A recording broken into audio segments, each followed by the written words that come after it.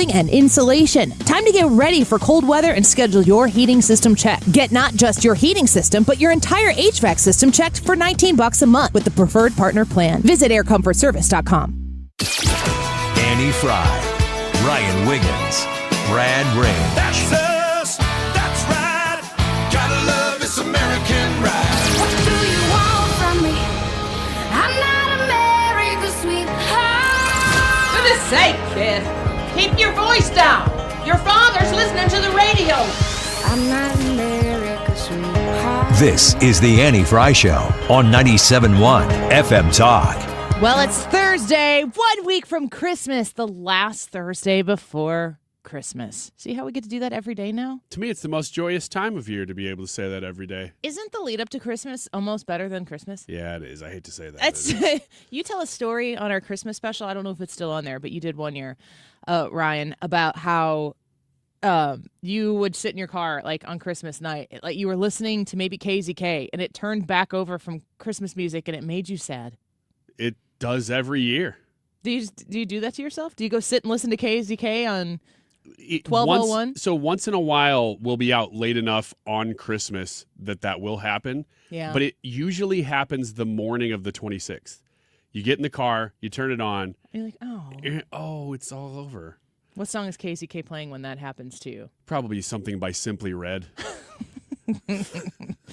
Well, we're glad to have you. We are very excited for the Christmas holiday to be setting in. All of the things, this is kind of the time when all of the things start to be in motion because a lot of people are having Christmas activities this weekend. We are having Christmas this weekend with my in-laws because the family that is traveling in, they're coming here and then they're going further north for another family to spend some time with their family and then they're coming back. I'm going to be honest. I don't know if I'm going to have any gifts for this weekend. I don't have possession of them, any of them yet. Wait, how are you doing overall, though? Everything else is pretty much except for theirs. Well, it's because it's earlier, and it's what I just said to my husband. I'm like, if not there, it's not like we don't give them to them. We'll just give them to them when they come in. That's fine, and we'll eat, drink, and be merry. I think it's going to be fine, but it's Thursday, and that's Sunday. So here's hoping. But they're good gifts, so I'm not in the mood to shift them. So if you're planning this weekend to start, if the celebrating is going to start this weekend and the preparation kind of comes to the culmination starting this weekend, it's very exciting, especially for the kids because school is almost over and they're mentally already done with it.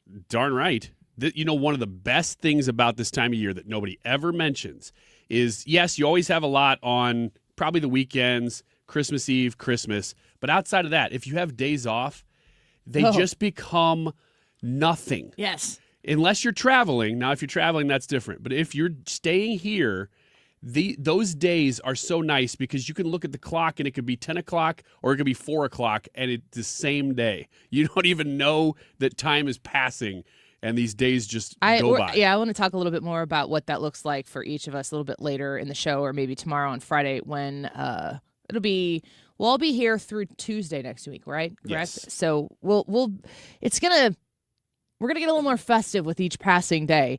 Last night, the president took to prime time from the White House to deliver a speech. Now, what are some of the things, I'll start, that you heard that the president may have been doing this primetime address to lead up to? For instance, maybe you heard that he was going to declare war on Venezuela. That's the main thing I heard. I also heard that he was going to make some big announcement. I didn't believe this, but the rumor was, outside of war with Venezuela, that he was going to be making some sort of major announcement regarding election fraud. Also, that I read that he, or saw a video that he was going to declare martial law. Oh, I didn't see that one. And cancel the midterm elections. And I thought, a year out's pretty bold. Yeah. You're gonna have to really sell that for a long time. You're getting a little out over your skis here. He made some announcements last night, but they sounded a little bit more like because this. of tariffs, along with the just passed One Big Beautiful Bill. Tonight, I am also proud to announce that more than 1,450,000, think of this, 1,450,000 military service members will receive a special, we call Warrior Dividend before Christmas, a Warrior Dividend. In honor of our nation's founding in 1776, we are sending every soldier $1,776. Think of that. And the checks are already on the way. Nobody understood that one until about 30 minutes ago. So he is sending the troops money. He's sending the troops money, not to Venezuela. Warriors. I every once in a while, the New Yorker in Donald Trump comes out, and I'm like, oh yes, that's right, warrior. Yeah. You got the R's in the middle. Why not the third? I'm not sure. Why, but he's sending $1,776 Yeah. to all the warriors. Yeah. And if I were one of those warriors, I'd be like, why not 2026 to celebrate the 250th anniversary? Heck yeah. No. I mean, okay. I guess that means that we are not getting dividend checks. No. Okay. No, we do not qualify, and that is money that I, as a taxpayer, would be willing to part with to celebrate our what? Warriors. Warriors. Or as we say in the Midwest, warriors. Warriors. Warriors. Or in the Midwest, but specifically west of the Mississippi, of which I am currently located but do not reside. Warriors. I think you got it. Is that close enough? It's close. Yeah, with a side of gooey butter. I don't know why that is a St. Louis thing. I don't know either, because the river really does separate people who say it. And you go just slightly west or north or south of here and it doesn't happen. So we're suggesting that Donald Trump maybe threw the line in the water to see, like, maybe they think I'll declare war with Venezuela. Maybe I'll declare martial law. Or maybe I'll just tell you how I can't say BA. How BA 2025 Next was. year, you will also see the results of the largest tax cuts in American history that were really accomplished through our great, big, beautiful bill, perhaps the most sweeping legislation ever passed in Congress. We wrapped 12 different bills up into one beautiful bill. That includes no tax on tips, no tax on overtime, and no tax on Social Security for our great seniors. Under these cuts, many families will be saving between $11,000 and $20,000 a year, and next spring is projected to be the largest tax refund season of all time. Next year, you hear the president there listing off a few of his accomplishments, if you will, and everybody. I'm imagining the Rachel Maddows sit really close to their cameras, waiting for the law of martial to be declared, and then he's like, "How about we give the soldiers some money from the tariffs that came in? How about we talk about all of those waiters and waitresses and people who are receiving taxes or who are paying taxes on their tips? Let's just tell them they don't have to pay that anymore. What about all the people busting their butts, working overtime right now, paying extra taxes on overtime, which is usually like time and a half, maybe more, depending on where you are? Let's just say to those American individuals, those hardworking, blue-collar, middle-class folks, how about you keep more of your money?" And Rachel Maddow just like, "When is the war going to be declared?" And then Trump's like, "Have a good night. Merry Christmas." And you know why you haven't heard a lot about this speech? Because it was just that. It's just a victory lap. It was just that It's stuff. like signing off for 2025. See you in 2026. Yeah. I was a little annoyed because I was sitting at Applebee's last night with my family after Evelyn's Christmas service that the kids do at school. And she wanted to go to Applebee's, so we decided to do that. I'm like, oh, crap. I got the alert on my phone. Donald Trump's going to speak. I'm like, oh, man, that's right. Be really weird if we declare war during a 2 for 25, but here we are. I know. And I'm sitting there and I'm watching and I'm like, I had it real quiet because I didn't want to disturb anyone else. And I am reading the captions, but it was really frustrating because the captions were maybe 4 to 5 seconds behind what he was actually, because I could kind of hear him. And at the end, I was like, I could have just enjoyed my spinach and artichoke. Yeah. You know what the problem with that speech was? Too disciplined.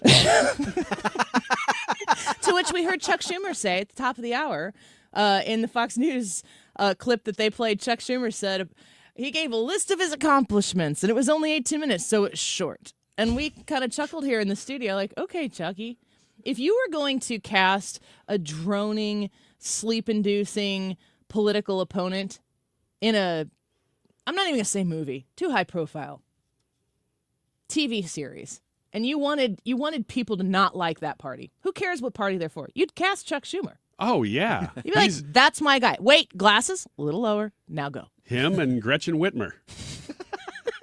Gretch. Gretchen Chucky. A new sitcom coming to NBC. Is there anything? Is there anything else from that speech that you were like, what? There was one thing I really liked about that speech that is not at the State of the Union and not at a lot of other speeches that get national broadcast attention. Brevity? No. Because I like when the State of the Union, I don't necessarily love it if it goes 2 hours, 3 hours, but I like that there's a broad variety of topics touched on those. What I liked about that speech last night that usually is not at State of the Union is they used graphs.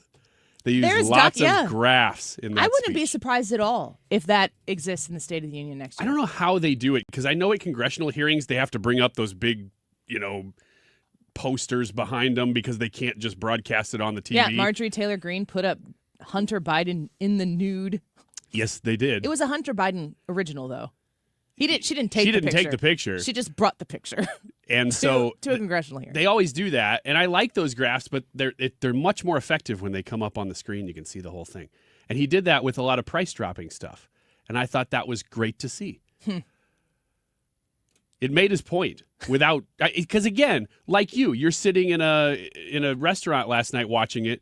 You can't hear everything, but you can look down at your phone. How often do you watch a video with no audio? And you can see, oh, this is what he's talking about. Oh, certainly. Yeah. For the post game, the shorts and everything. Absolutely. Well, we are going to have a Merry Christmas because up to this point, no war with Venezuela, at least this side of the aisle. Right. The left is pretty bummed. Do you think they wanted war with Venezuela because they are so tired of the drugs coming in? This is where you have to understand where these people are coming from. If Donald Trump would have had a primetime address the week before Christmas to declare war on Venezuela, would that be good for Trump or bad for Trump? I think that might be bad for Trump. Good for Rachel Maddow. Ah. Good for the left. This is the measuring tape. It's all politics is what you're saying. You've been here the whole time, Ryan. This isn't new. You've made the case yourself even. All right, we're going to talk to Hans von Spakovsky when we come back. I asked Brad to check with Hans, and Hans gave us a thumbs up. We're going to talk about Minnesota fraud because we found it in Ohio, and now, was it Maryland or Massachusetts? Massachusetts. Fake stores, shops, charities that are set up, money gets laundered through. How much money is going to be clawed back in American taxpayer dollars? What about your state? You think that's happening in the state of Illinois? It's probably not happening in the state of Missouri because they seem to be pretty buttoned up. We'll speak to Attorney General of the state of Missouri, Catherine Hanaway, at 1 o'clock. She's going to join us in studio, which is pretty fantastic. I'm looking forward to talking to her. St. Louis Magazine just did a nice article on her. And Darren Bailey, who's running for the governor of Illinois to take down J.B. Pritzker, is going to be in studio with us at 1:30. My gosh, why would you be here during the noon hour then? Well, because Hans von Spakovsky is next. Oh. And Ryan is going to change his clothes for our in-studio guest. He's going to put on his furry jacket. You should do that next series. I'll do it for Catherine. We'll be right back. Don't go away. If you fall, I will catch you. I'll be waiting. Time after time.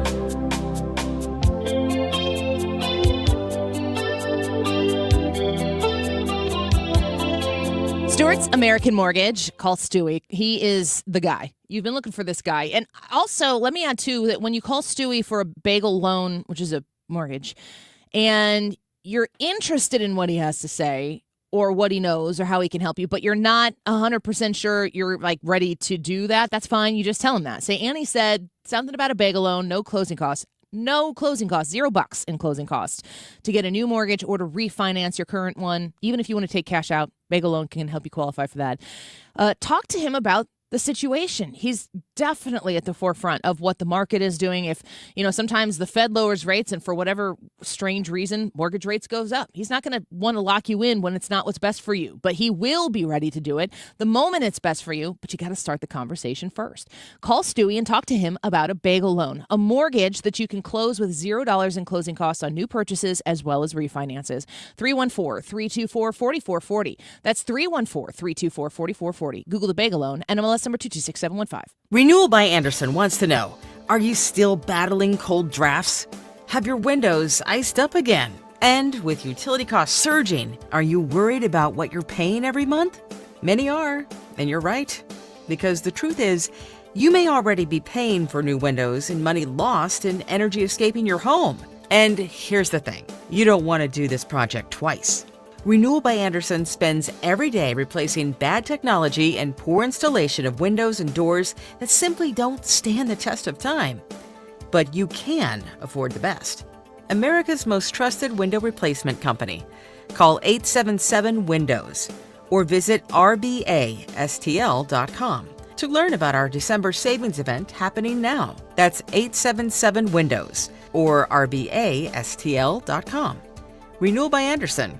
Superior products, exceptional service. Eggland's Best. The only eggs with more fresh and delicious taste, plus superior nutrition. Available in so many delicious varieties. Classic, cage-free, organic, free-range, and pasture-raised. Eggland's Best. Better taste, better nutrition, better eggs. This is the Annie Fry Show on 97.1 FM Talk, St. Louis Conservative.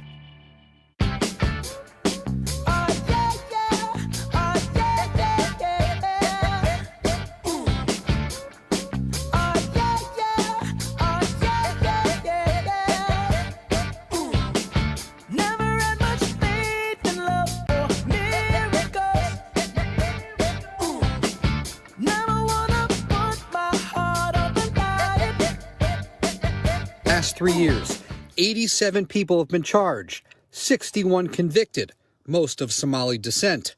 According to investigators, the schemes involved bogus receipts and invoices for meal programs, housing assistance, and behavioral health services, charging the state millions of dollars for services that were never provided. The president is pointing to the fraud cases in Minnesota, and we know that a majority of the suspects are of Somali descent. So we're seeing from state to state right now a consistency in Minnesota to Ohio and now Massachusetts.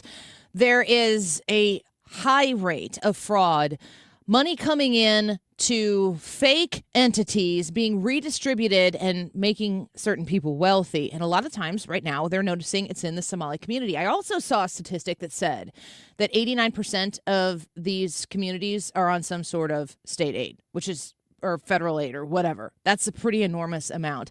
I wanted to talk to our friend Hans von Spakovsky about it, who's with us right now. Senior legal fellow at the Heritage Foundation, former FEC commissioner and DOJ lawyer. Hans, welcome back to the show. Merry Christmas to you. We're grateful to have you back. Merry Christmas to you, too. So, there are a lot of different layers to these stories because we're talking about immigrants, I think in some cases refugees that have been resettled here in communities of their own. There isn't much assimilation, if any, at all taking place in these areas. And now we're discovering a pattern of fraud that exists in these areas. What's your take on this? Where do you want the legal system to really delve into this to expose what's happening? Well, before talking about the legal system, one thing people should realize, and that is that, for example, in Somalia, where huge numbers of these immigrants came from and where this fraud is apparently focused, look, in third world countries like that, this kind of fraud is accepted. It's culturally accepted. And a lot of immigrants coming here, if they don't assimilate, they don't understand that kind of fraud, while it might be acceptable in their home countries, it's not here. Yeah. Now, that doesn't excuse their behavior, but it's a reason, unfortunately, I think, that you find this kind of fraud is focused in the Somali community in Minnesota. Plus, of course, this went on and on for years. Why?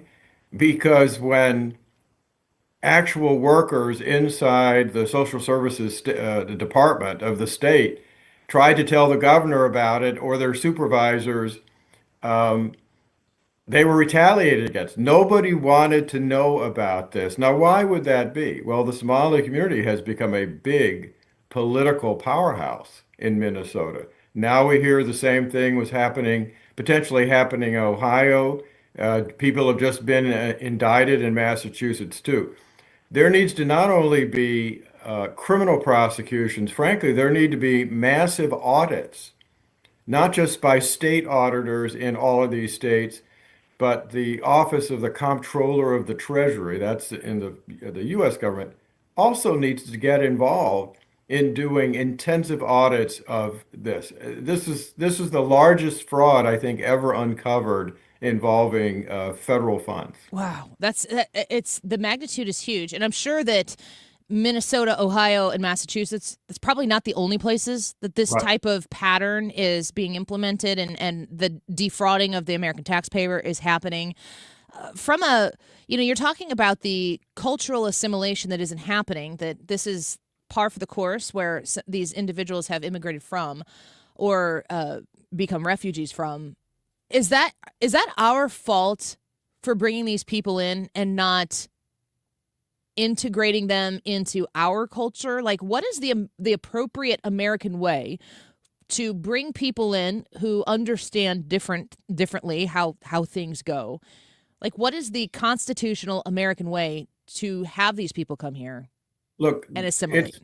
it's not our fault as a whole, of the American people. It is the fault, though, of the American left, because the assimilation model was the model that was successfully used in America for the first, 100, 150, 175 years of its history. All you have to do is go back to a very famous speech that Teddy Roosevelt gave more than 100 years ago about how we welcome people from overseas as long as they became Americans, not hyphenated Americans. Like I said, it's a very famous speech. But in the 1960s, accelerating in the 70s, all these leftist groups, advocacy groups, academics started saying, oh, the assimilation model, that's racist. We should, in fact, tell all these individuals to keep all the cultural norms from where they came from. Do not assimilate into American culture. And the result of it is the kind of thing we're seeing today. We're speaking with Hans von Spakovsky, Senior Legal Fellow for the Heritage Foundation. Do you think that the right people are in place with the right focus and intent to really uncover all of the fraud that is happening and stop it in its tracks? Yeah, no, it's very clear that the Justice Department and the U.S. attorneys who were involved are interested in looking into this. It's true that some of these prosecutions were carried out by the U.S. attorney in Minnesota during the Biden administration, but he was just quoted as saying, "Oh yeah, there's no evidence that any of this money went to terrorist groups." After that kind of evidence actually surfaced, well, how would he know that?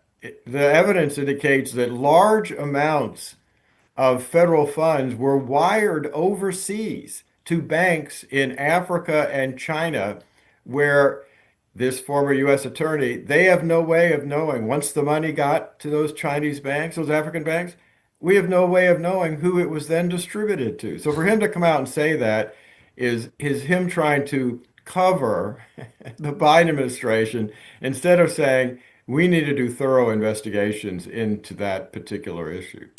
Hans von Spakovsky speaking with us right now. I want to shift gears a little bit and ask you about the FBI right now and the work that they're doing, but specifically about the FBI Deputy Director Dan Bongino, who announced yesterday on a post on X, "I will be leaving my position with the FBI in January. I want to thank President Donald Trump, AG Pam Bondi, and Director Kash Patel for the opportunity to serve with purpose.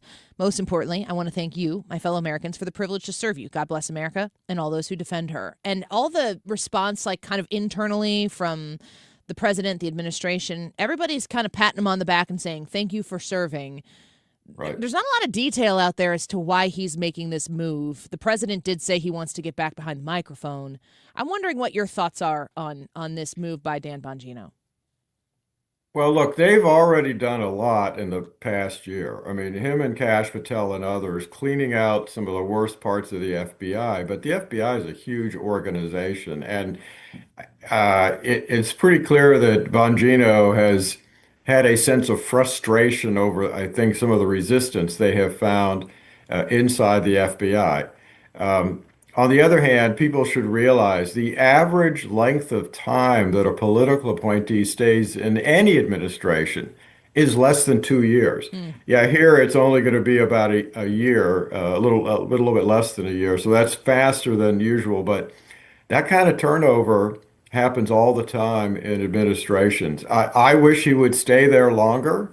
I think so far they've done a very good job, but obviously he's looking to move on to greener horizons. He had to take a heck of a pay cut. Yeah.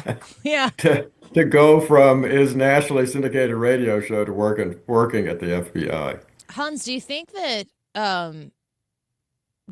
this iteration of the FBI under Kash Patel, would you say they're doing great work? Do they need to be doing more? How do you assess, as somebody who worked in the DOJ, how do you feel about the aggressive nature? A lot of people talk to me and they're like, I want to see arrests. They want them so badly. They won't rest until they see arrests. How's Kash Patel and this FBI doing? Well, like I said, I think they're actually doing very well, particularly because, remember, one of the things he said he wanted to do, and Bongino too, when they came in, was refocus the FBI on its primary mission. That's going after dangerous criminals. And they weren't doing that. They were doing so many political investigations, most of which were flawed and unjustified. And look, there's just one example that shows how much better they are. And that is the fact that they went through the existing evidence and found the guy who had laid bombs at both the DNC and RNC, several years ago, which the Biden administration basically given up. The FBI and Chris Wray had given up, and they were able to re-sift through that evidence and actually come up with an arrest. That tells me they're back to doing the fundamentals of good police work. Well, it'll be interesting to see what happens next there with that position vacated by Dan Bongino. We know our former Attorney General, Andrew Bailey, is, I think, the deputy there, and we wonder if maybe he'll move up. Do you know, is there much of a difference between what Andrew Bailey is doing and what Dan Bongino is currently serving? I suspect he's going to get moved into that slot. Well, we think he's a good one here in the state of Missouri. Well, Hans, thank you for being with us today. Merry Christmas to you. We are so grateful for you. We know that 2026 is going to hold a lot of wild legal stories, Supreme Court cases, and the like, and you are always a voice of reason for us, so we appreciate you being with us this afternoon. Merry Christmas to you and all the other folks who work at the station. Thank you so much. We kindly will relay those messages. All right. We'll talk to you again soon. We've got Hans von Spakovsky there with us. If you didn't hear the whole interview, please check out the Annie Frey Show podcast. As the senior legal fellow at the Heritage Foundation, he's kind of our navigator through all of the legal ups and downs throughout the course of the year. It's going to be an interesting Supreme Court year next year. Like, for instance, birthright citizenship. Are we still doing that? That's an actual question. Yeah. What does the 14th Amendment mean? Major decisions like that one. All right, let's take a break. YouTube live chat poll for today. Haven't mentioned it yet. Are gift cards a good gift? We're probably in the time frame where the gifts that you haven't given yet are going to turn into gift cards. Are they a good gift? Here are your options. Only to receive, only to give, always, or not usually. Annie Frey YouTube channel. Go vote. Leave a comment. We'll be right back.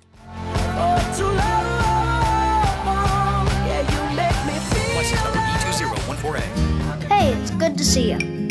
Grandpa had a soft spot for dogs. Yeah, he always had treats in his pocket. He said if you're going to take care of people, you better take care of their best friends too. Is that why we help dog shelters? That's right. For every service call, we donate 10 pounds of dog food to local dog shelters, helping dogs waiting for a home. Grandpa would like that. He sure would. Green is always Grasser at GrasserHomeservices.com. This is Todd Krentz with Krentz Financial Group. For over 6 decades, we have helped St. Louis families and businesses plan with purpose and live with confidence. Selling your business is a major milestone. Before and after the sale, our role is to help cut through complexity and create a clear financial strategy focused on your legacy. We often coordinate with your attorney and CPA to ensure everything is aligned so your plan not only fits today, but continues working for you in the future. Your goals, our mission. Start today at kfgadvisors.com. Securities offered through Raymond James Financial Servicing. Member FINRA/SIPC. Prince Financial Group is not a broker-dealer.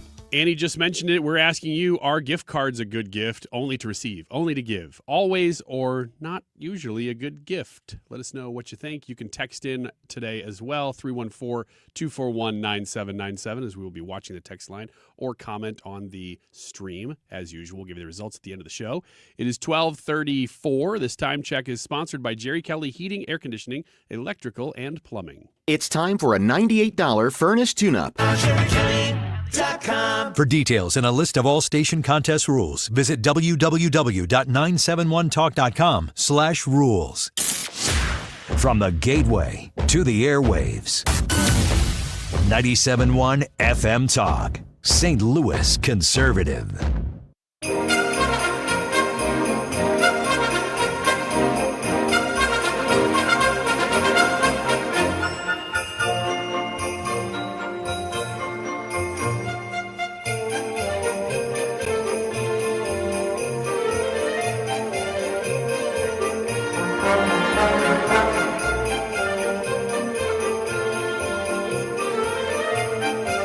You ever seen this performed live? No. At Powell Hall? It's fun to watch him do the horse thing at the end because it's like a bow thing. Oh, the horse. whinny, the neigh? Yeah, you do it. I can't. You did it yesterday or the other day when I told you to. I Whinny was like, or neigh? I said, Ryan, real quick, regale us with what that sound that the Billiken makes. And you did that. And I was like, that ain't it. But what is it? I don't know. I had to take your word for it or your noise for it. I don't know the difference between a whip or a neigh or a whinny. Gosh. You going to get a dog, speaking of Winnie? Ooh. You cutting deep now. How come you No, didn't? I don't think so. Why? We tried again a few months ago to see if my son could handle it with his allergies. Which dog? What kind of dog? I don't remember. It was there for a day, and Was it like a rando? it was a foster, Okay. and it was somebody we know that had the foster dog. We said, well, let's give it a try, just see how it goes. And the problem wasn't the allergies. The problem was that the dog was terrible. The dog just ran around and then just would stop, stare at you for a long time, and then just start barking at you. Oh, yeah, it was real uncomfortable, but it did not make us think, now we want a dog. It was, the dog, unfortunately, was just nervous. Yeah. And wouldn't you be? Someone like locks you in their home and is like, I think we might keep you. I don't know. Some dogs aren't. Some dogs are just super chill and they just lay there. The older the better. I guess so. Unless they're too old, then they're grouchy. Yeah. So we did not find that magic spot for that dog because that dog was awful. Oh no, you're awful. You can't say that out loud. The dog was a bad dog.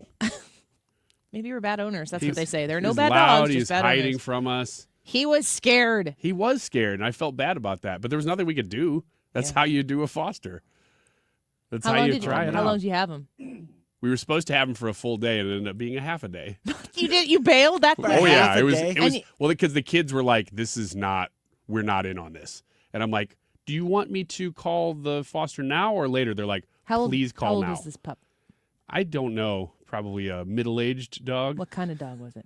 Little dog. You don't know the breed? No, I don't remember. Did you know its name? Fluffy. Fluffer. Marcus. I'm going to be honest. I'm on the dog side in this one. Yeah, no kidding. What's your Wiggins America today? It's not on my sheet. Oh yeah, it's more of the family stuff for the holidays. Have you started mailing it in yet? Yeah. Okay. Was that in like October? Yeah. Anytime after Halloween. Halloween. Man, as soon as I see those Christmas trees in Walmart, it's all downhill from there. What is it? Ooh, What's it's the my time topic then? off. These are phrases to avoid with your adult or older kids. Phrases to avoid. Phrases to avoid. But just a lot of family advice going into the holidays. That's kind of the theme of the week, yeah. Would you have work to do this weekend, or does the party begin this weekend? I don't have a lot of work to do. I am so looking forward to just having I won't be off completely 2 weeks. We're back here periodically in the next couple weeks. But those days off, man, I love Christmas, and then I love the after Christmas of going through all the gifts and figuring out what goes where. For whatever reason, I like organization, so that's kind of fun. And then Wait, what? I know it doesn't fit my persona very well, but I do. Organization of what? Of anything. I just like organizing, but I'm not very clean. So the problem is when my wife goes, well, you should go clean. Wait, no. The living room. Do you like the act of organizing, or do you like when things are organized? I like the act of organizing. I know. It's surprising, isn't it? Do you keep that a secret from people? I do. I don't that like telling work with people you? because if I tell people, then they're like, oh, you should go do this then. And I'm like, I don't want to do that stuff. I want to do the stuff I want to do. And Christmas is a big part of that. By the way, go back and listen to the podcast yesterday of you telling the story of your dream. You just summed it up right there. What?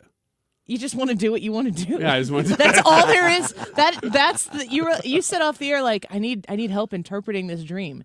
Your dream is a story of you being at work, only wanting to do what you want to do, when you want to do it, how you want to do it, and if you don't like it, you just leave. That is exactly what that dream was. That was the dream. Except at the very end with the pasta sauce. What was that about? I don't know, because I had not continued to listen. That was just a little detail at the end. Just like that text message they sent to us. We got like a few texts yesterday. You can always text us at 314-241-9797. And I believe the text message said something like, I was listening to Ryan's dream and I got bored. So I guess they texted us to pass the time. They did. They stopped listening. They tuned in elsewhere, but they did text us. That's really sad. They sent us a goodbye text. Yeah. Sorry about that. They, like you, in your dream, got bored with the show and bailed. Well, you just never know. You know, sometimes you start a story and you're like, this is going to be great. And by the end you go, why did I start that story? Did you feel that way yesterday? A little bit. That's refreshing. Yeah, for a little me. bit. But it was because I was starting to get bored with it, you know? And I'm like, oh, I can't bail on this. It's my own story. You could have. It would have been for the people and me. To summarize, though, I do like organizing, but I'm bad at cleaning. So when my wife says, hey, we need to clean the living room, what I hear is I need to organize the things that are around. And so I do that, and then she goes, why didn't you clean? And I'm like, what do you think all this is? An organized mess? Yeah, it kind of is. That's not no. But in my head, it makes more sense because I know where everything is when now. I'm It's all cleaning organized. my house and there are things around, every single thing I pick up, I think to myself, could I throw this away? And I tell my kids that. You want to leave it around? The first thing I'm going to ask myself is, can I get rid of it? With 6 people in our house, I don't have a huge house, but I don't have a small house. It's a very middle class suburban home or whatever. It's super mid. It's super mid. I love my house. I want to build a new one, but I want the house to be designed the way we want it, of course. That's why you build a house. But there's so much stuff. It never ends. It's like the stuff births new stuff. Why do we have all this stuff? You guys need like 4 outfits. Who buys all this stuff? Mostly me. But I mean, I'm like thrifty, like you. Buy a lot of resale clothes. I'm starting to rethink my clothing purchasing for the kids because I do a ton of resale because they're just hard on it. But my older 2 are not as hard on their clothes anymore. They're teenagers, so they're not I imagine that they just run outside, jump in a pile of leaves, roll around for an hour and come back in and they're like, hi, Mom. And I'm like, is that your new outfit? They're like, yeah, Mom, I love it. Throw it away. Wearing a suit. Yeah, exactly. Is that your Christmas dress? I'm going to put my suit on, go play in the leaves. Bye, Mom. Bye. Yeah. And poof, they're gone. But I'm starting to think about maybe buying clothes that I know that they'll wear because if I buy resale stuff, sometimes it doesn't fit right and then they don't love it. So they don't wear it a lot. They wear it once. It goes in the laundry. Less. Are you a less person? No. You're a more person? By design, I think. Because I do like getting rid of stuff, but I always think, well, what if? What if I could use that, though? The answer is you get a new one. I'm getting there. I mean, that's obviously within reason. But if you're throwing away a pair of, you've got a pair of black shorts that the kids wear. The elastic is going out. There's paint on them. There's a hole in them. You throw them away. And then if you need a new pair of black shorts, you go to Walmart and you buy an $8 pair of black shorts. And if you don't need them, you don't buy them. I've done that with sunglasses. I've decided that Have you ever purchased sunglasses? Yes. You're like a free sunglasses guy. I am. I buy a box of those rando sunglasses that are, they say Red Bull on them or something. Off of Facebook or off of Amazon, and it's a pack of 12 of them. Do you think that And then I don't care if I lose them or break them. Do you think those sunglasses make you look cool, or do they shield your eyes from the sun? They shield my eyes from the sun. And then you make them look good. And then I sit on them and I throw them away. That's the purpose of them. I respect that. They fall off as you're going around doing whatever. You forget them in a golf cart. Who cares? They're cheap. That's why I do it. Do you ever forget where you stored your other 12 sunglasses? No, they're all in this one drawer. And it's the sunglass drawer. Because that's all that's in there. And some scissors. All right. Let's take a quick break. Ryan's going to give us a little more advice on how to have a happy holiday with our families and relationships. Is it adult children once again and parents? Yeah, older children to adult children. Okay. Weekends America on the Annie Fry Show next.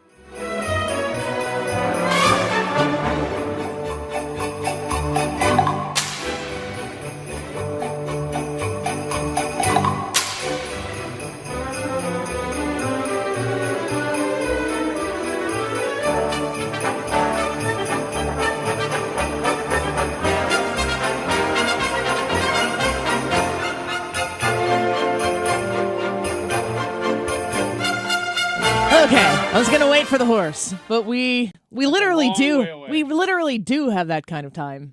Yeah, well, but we're not gonna take it. Is it still going? Did you stop it yet? Oh, he paused it. Come back at the end of the ad.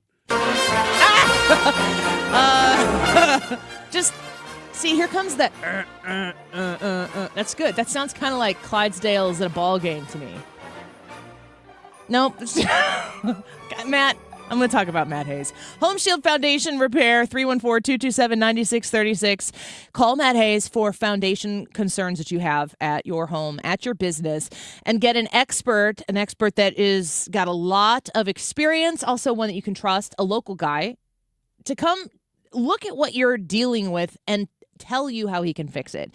It's definitely not something that people can assess, over a phone. Oh, this is what it looks like. It's a crack in the wall. There's water. That's obviously going to be a problem, but you're going to need someone you can trust to come look at it and give you that honest feedback and a solution to fix the problem once and for all. Rain was in a deluge a little bit earlier, about 40 minutes ago here in St. Louis. Do you see rain coming and get real nervous because, now we're going to have to do the basement situation again? Have you ever bailed water out of your basement? Do you have a wet vac in your basement for times like this? Don't do that anymore. Call an expert who can help you solve the problem once and for all. 314-227-9636.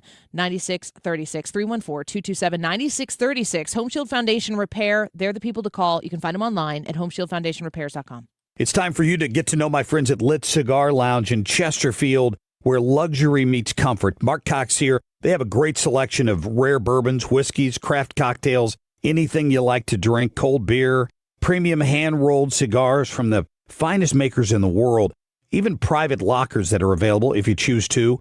Perfect for date nights or business meetings, and live music every Friday night. Family owned and operated. Check them out in Chesterfield at the District. It's litstl.com. When you're approaching retirement, there are a lot of questions to answer. Do you have enough money to fund your income for life? How should you claim Social Security? And what's your plan for health care and long-term care? Hi, I'm Eric Robert, Director of Investments with the ClearPath Wealth Management Group at Stifel and host of On the Money Saturday mornings at 11 on 97.1 FM Talk. Don't leave your retirement to chance. It's crucial to understand and address relevant risks before you retire. Our team can help you get organized, guide you through critical retirement decisions, and create an investment portfolio designed around your needs. To schedule your free retirement plan consultation, go to clearpathinvesting.com. That's clearpathinvesting.com. Or call us at 636-695-2650. That's clearpathinvesting.com or 636-695-2650. Stifel Nicholas and Company Incorporated, member SIPC and NYSE. You've been listening to the very popular Wellness One for many years, Saturdays and Sundays on 97.1 FM Talk.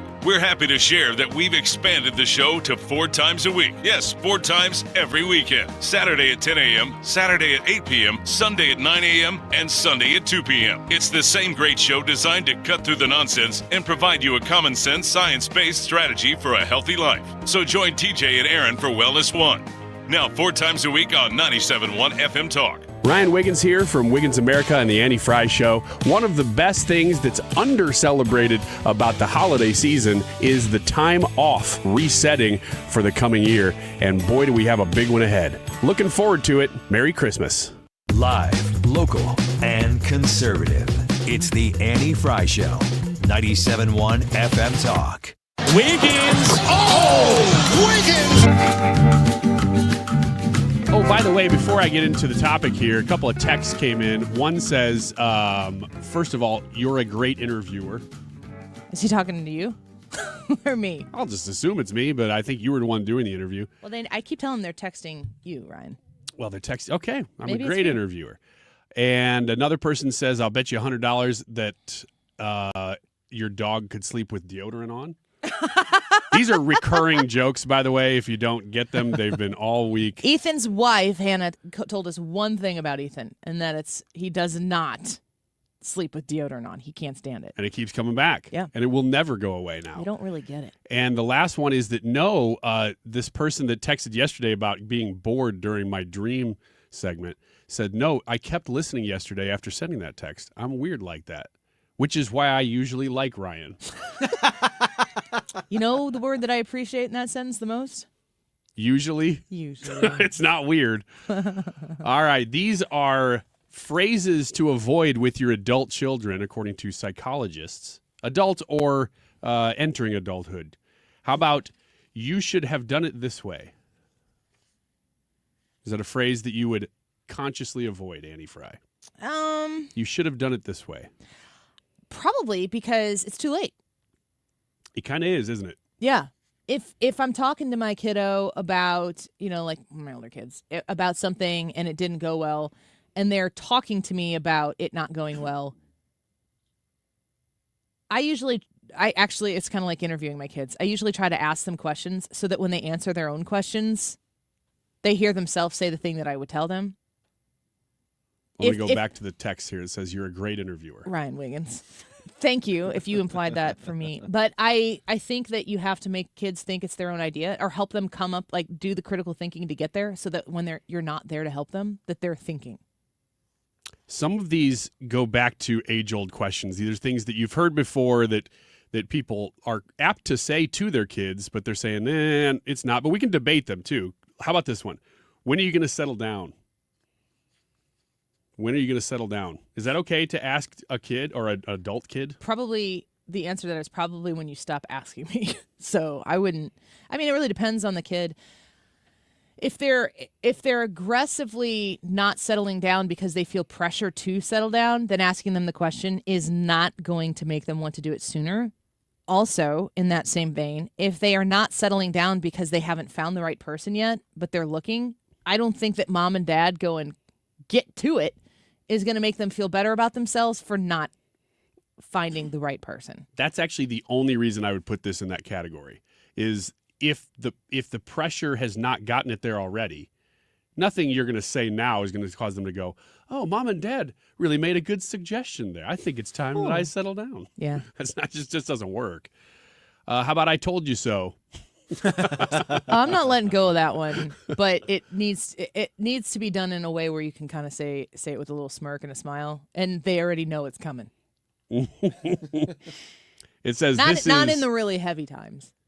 Yeah, it's got to be a little bit of a joke because they're probably going to figure it out. It says this is demeaning, especially if it's a parent talking to their adult child. It brings about a sense of shame and embarrassment to the child if they had consciously gone against your advice and then it's turned out poorly. Because I told you so is really making the situation about the parent, about yourself. It doesn't really... Yeah. Like, the goal should be, if you told them and they didn't listen to you and they did their own thing, the goal should be that they learn their lesson and that the next time they should not do said thing that they did that was wrong. But if the goal at the end of that is to make sure they know that you were right, that's very selfish. Isn't it hard to not say I told you so, though? I mean, in life.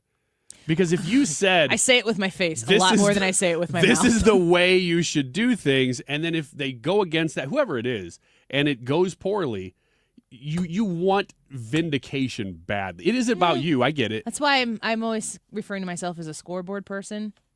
If you're keeping track of something like that, instead of saying I told you so, if it's obvious to everybody that went wrong, and if the issue is public enough or between the two parties known enough that I was on the other side, I don't need to tell you to feel like, I don't need to feel right if I was right. It's just you are right. Mm-hmm. If you're not right, then I don't want my face to get rubbed in it either, so I'm not going to do that to other people. The worst is when you did make the advice, somebody goes against it, it turns out poorly, but nobody remembers that you gave the advice. Then you're like, hey, everybody. If you remember when I said this? How about this? It was harder for me when I was your age. That's just selfish. That's making it about the parent. And when you're a parent, it's never about you. Like you give that up as a parent. Like you'd literally give your life up as a parent. So what was the It was harder for me when I was your age. If you're having I could see a situation where if you were having a heart-to-heart, like if our parents were talking to their grandparents and their grandparents grew up during the Great Depression, guess what, sucker? It was harder when it was their age. But if you were having a heart-to-heart to try to understand one another, if you're doing it to dunk on your kid, then why are you trying to dunk on your kid? Man, it's also weird realizing that if you grew up in the 90s or you became an adult in the 90s, a lot of the things that you experienced actually were easier. Yeah. Now. Yeah. And this pre-internet, pre-social media. One of the first times in American history that you could say that, because technology keeps advancing and making things easier and easier. But things like buying a house, it was just easier years ago than it is now. It's much more difficult, much more expensive now. How about I did everything in order for you to have more? It's about you again. True. But as a parent, how do you say that in a better way? Because you could still convey that message that I was doing all of these things for you. How do you say that without it sounding like it's about yourself? Well, I mean, is the argument that are your kids just being like rude and hateful and unthankful to you, and you're like saying, listen, I gave everything for you because you did. Are you defending yourself or are you judging your kid? Because if we're talking about adults, you might be defending yourself at this point. Your kids might be coming at you saying, like, negative, aggressive things towards you, judging you as a parent. And, you know, of course, we all as parents make mistakes along the way. We're doing the best, hopefully we can, with the information we have at the time. There's a lot of Monday morning quarterback of yourself as a parent. But, you know, you could defend. There's certainly room for parents to defend themselves. The question is, in the parent-child relationship with these things, is it about the relationship or is it about the things that the kids are doing with their own life? Because if you're trying to defend yourself in the relationship, I think these things might be more valid. If you're trying to coach and parent your child as an adult, you still got to be thinking about what's best for them. You can't make it all by yourself. I don't know if that's clear or not. You'll understand when you're older. I will. Maybe I'll be older in a few minutes. When we have the Missouri Attorney General in studio with us, Catherine Hanaway. Don't go away. You're listening to Leaf Filter Radio, and the guru of gutter protection himself, Chris Coonahan, is here to take your most pressing leaf-related questions. Hey, everybody, Chris here. I understand we have Ron on the line. Ron, where are you calling from? Uh-oh. Ron, are you calling from a ladder? Well, I was. I wanted to ask Chris what I need to do to get my gutters ready to have leaf filter installed. Oh, Ron, you don't have to do anything. A Leaf Filter Trusted Pro will come out and clean out your gutters, realign and seal your gutters, and install a Leaf Filter, America's #1 gutter protection system. So I didn't need to get on this ladder? Ron, Leaf Filter Trusted Pros are in your neighborhood and ready to help. Just visit leaffilter.com/radio to schedule your free gutter inspection and get up to 30% off. Thank goodness. What was that site? To To get this special radio offer, go to leaffilter.com/radio for your free gutter inspection today and get up to 30% off. That's leaffilter.com/radio for up to 30% off. leaffilter.com/radio. See representative for warranty details. TheDiamondShop.net. Have you stopped by their store in Clayton? Man, it's such a beautiful store. So many things in there for you to shop. Yes, last-minute gifts as well. Go check them out. You'll be glad you did. I want to tell you about a couple of things regarding the Diamond Shop. They have extended holiday hours right now, open through today's the 18th, right? Tomorrow, open till 7:30 on Friday, 5 o'clock on Saturday. On Sunday, they're open till 3 p.m., and then 7:30 and 7:30 next week. They're even open on Christmas Eve till 3 p.m. So if you are looking for something special, wonderful, timeless, memorable, the Diamond Shop is going to be able to help you get that job done still. Yes, even though we are a week out from Christmas. Also right now, if you donate 5 canned goods or $10 until December 31st, you're going to get an extra holiday discount on your purchase. For everything you need, you can either visit the Diamond Shop in Clayton or find them online at thediamondshop.net.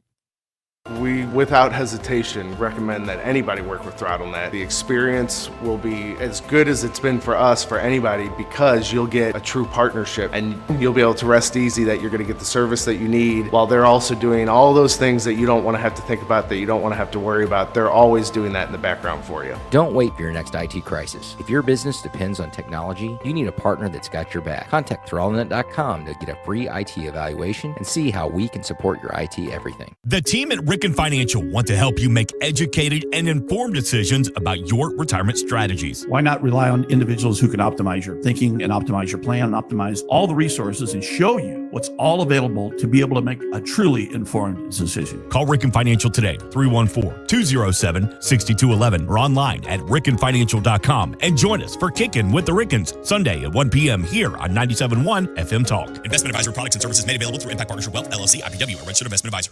KFTK FM Florissant, an Odyssey station. A big change for marijuana. I'm Lisa Brady, Fox News. President Trump set to sign an order to reclassify pot from a Schedule 1 drug, the same category as heroin, to Schedule 3, like Tylenol. But he's emphasizing it is not legalization. It doesn't legalize marijuana in any way, shape, or form, and in no way sanctions its use as a recreational drug. It has nothing to do with it. Instead, the order is expected to make marijuana research easier. It can also help cut red tape for cannabis-related businesses. Opponents say reclassification could send the wrong signal about safety.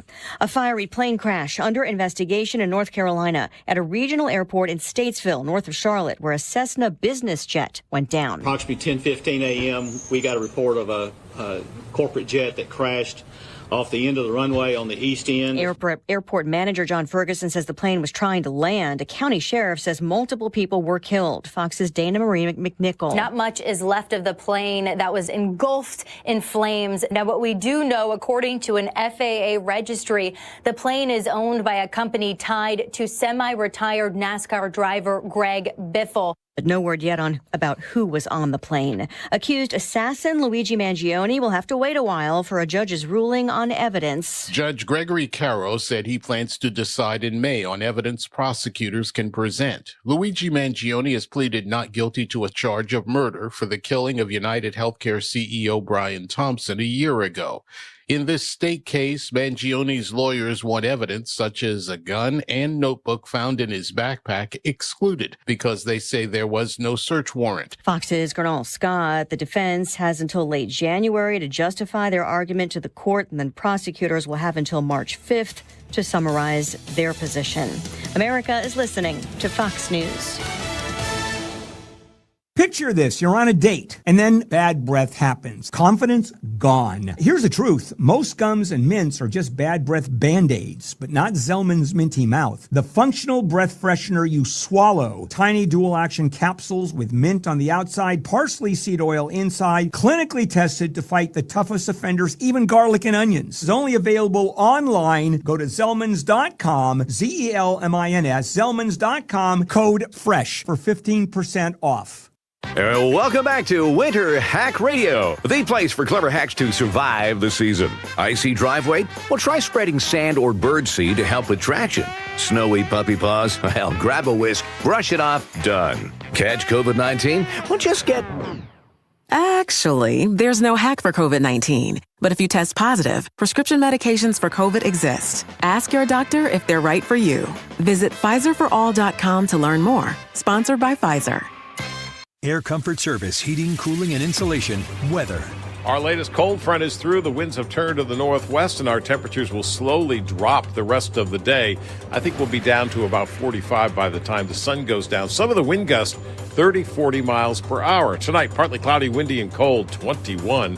Friday, sunny and cold, 38. 56 for the high Saturday, 43 on Sunday. This is 97.1 FM Talk. Chief Meteorologist Dave Murray. The Annie Fry Show is sponsored by Air Comfort Service Heating, Cooling, and Insulation. Air Comfort Service is proud to support Greater St. Louis Honor Flight. Sign your veteran up for their Honor Flight today at gsl.honorflight.org. And for HVAC services, aircomfortservice.com. Annie Fry, Ryan Wiggins, Brad Rain. That's us. That's right. Gotta love this American ride. What do you want from me? I'm not America's sweetheart. For goodness sake, kid. Keep your voice down. Your father's listening to the radio. I'm not America's sweetheart. This is the Annie Fry Show on 97.1 FM Talk. Welcome back to the Annie Fry Show. It's getting a little rainy out there. Still kind of coming down. Oh, looks like there's some action downtown St. Louis. Wonder what that's about. I feel good, though. I feel safe. We got the Attorney General of the state of Missouri, Catherine Hanaway, in studio here with us.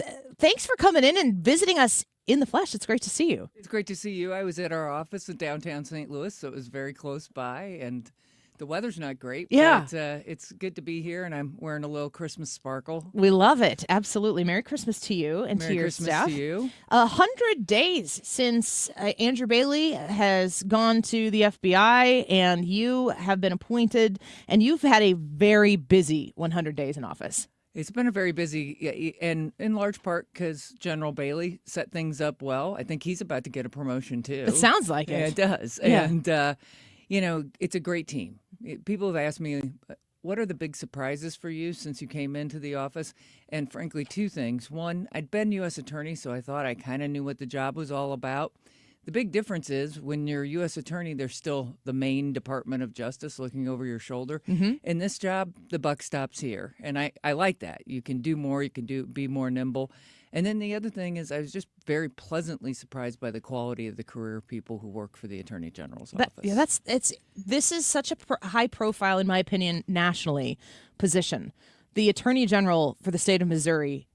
That is a busy office. It's kind of a show me office, if you might. What's going on? I see action. I'm going to be telling you the honest truth. In the state of Illinois, I don't really see anything coming out of the Attorney General's office in the state of Illinois. Very different politics over there, of course. Talk to me about the first 100 days. You get appointed and you are off and running immediately. What have been those priorities for you? So combating violent crime is the number one priority. We've had some convictions of first-degree murder, several child predators. Those cases were obviously started before the General Bailey left. I have also sort of broadened what we're focusing on in terms of the things that lead to violent crime. So we're focused on Kratom, 70H, illegal hemp sales. We're focused on these video lottery gaming machines. We're going to be focusing on these Bitcoin ATMs. Why? Because if you let all that illegal activity go on unchecked, untaxed, we're going to get real organized crime in this state. Those are multi-billion-dollar industries. And also, obviously, the 70H is highly intoxicating, highly addictive. It's related to opioids. I think a lot of the people we see wandering around downtown St. Louis are on 70H. I want to talk a little bit more about that because the three of us in here, Ryan, Brad, myself, we all drive over, Tucker, come into downtown. We're here 5 days a week. The pathway from coming over the Stan Musial Bridge and you pass a tent city that's right there. And, it hurts my heart to know that, especially with this nasty weather that we've had here recently, we know we will have it again as the winter moves on. You come through downtown, There's graffiti everywhere. It chafes me that the Board of Elections building is attached to something that says city takeover. The graffiti has been all over the place. There are people in that stooped over catatonic state. Yep. You drive and you go stoplight to stoplight on Tucker, and there are people begging. They're right there. It's threatening to me as a female sitting at a stoplight. I mean, I've opted out of some stoplights before because I felt unsafe. Just to be honest. Well, you're not the only one in downtown opting out of stoplights. Yeah, I know. Well, it's like if you can't beat them, join them. Right. If I feel threatened, in certain instances, what is your role in making the city of St. Louis? I don't have a choice to come down here. I do if I don't want to work at this job. What is the Attorney General's role in making St. Louis a place that attracts people? Because right now it's repelling. Right. So our role, and this is really important, is to put bad guys in jail. And to be known for it. Right. And it's not social work. It's not mental health programs. There's huge places for those things, and they're very needed. But my job is to put bad guys in jail and to work as closely as we can with the city police officers, Gabe Gore in his office, the U.S. Attorney's office. I've met with Gabe. I said, whatever you need, because we do have some money. We do have some resources. We can lend personnel and resources to him. We are for sure going to lend 2 people to the U.S. Attorney's office, and then we can originate cases ourselves. In the next couple of weeks, you'll hear about a hire we've made.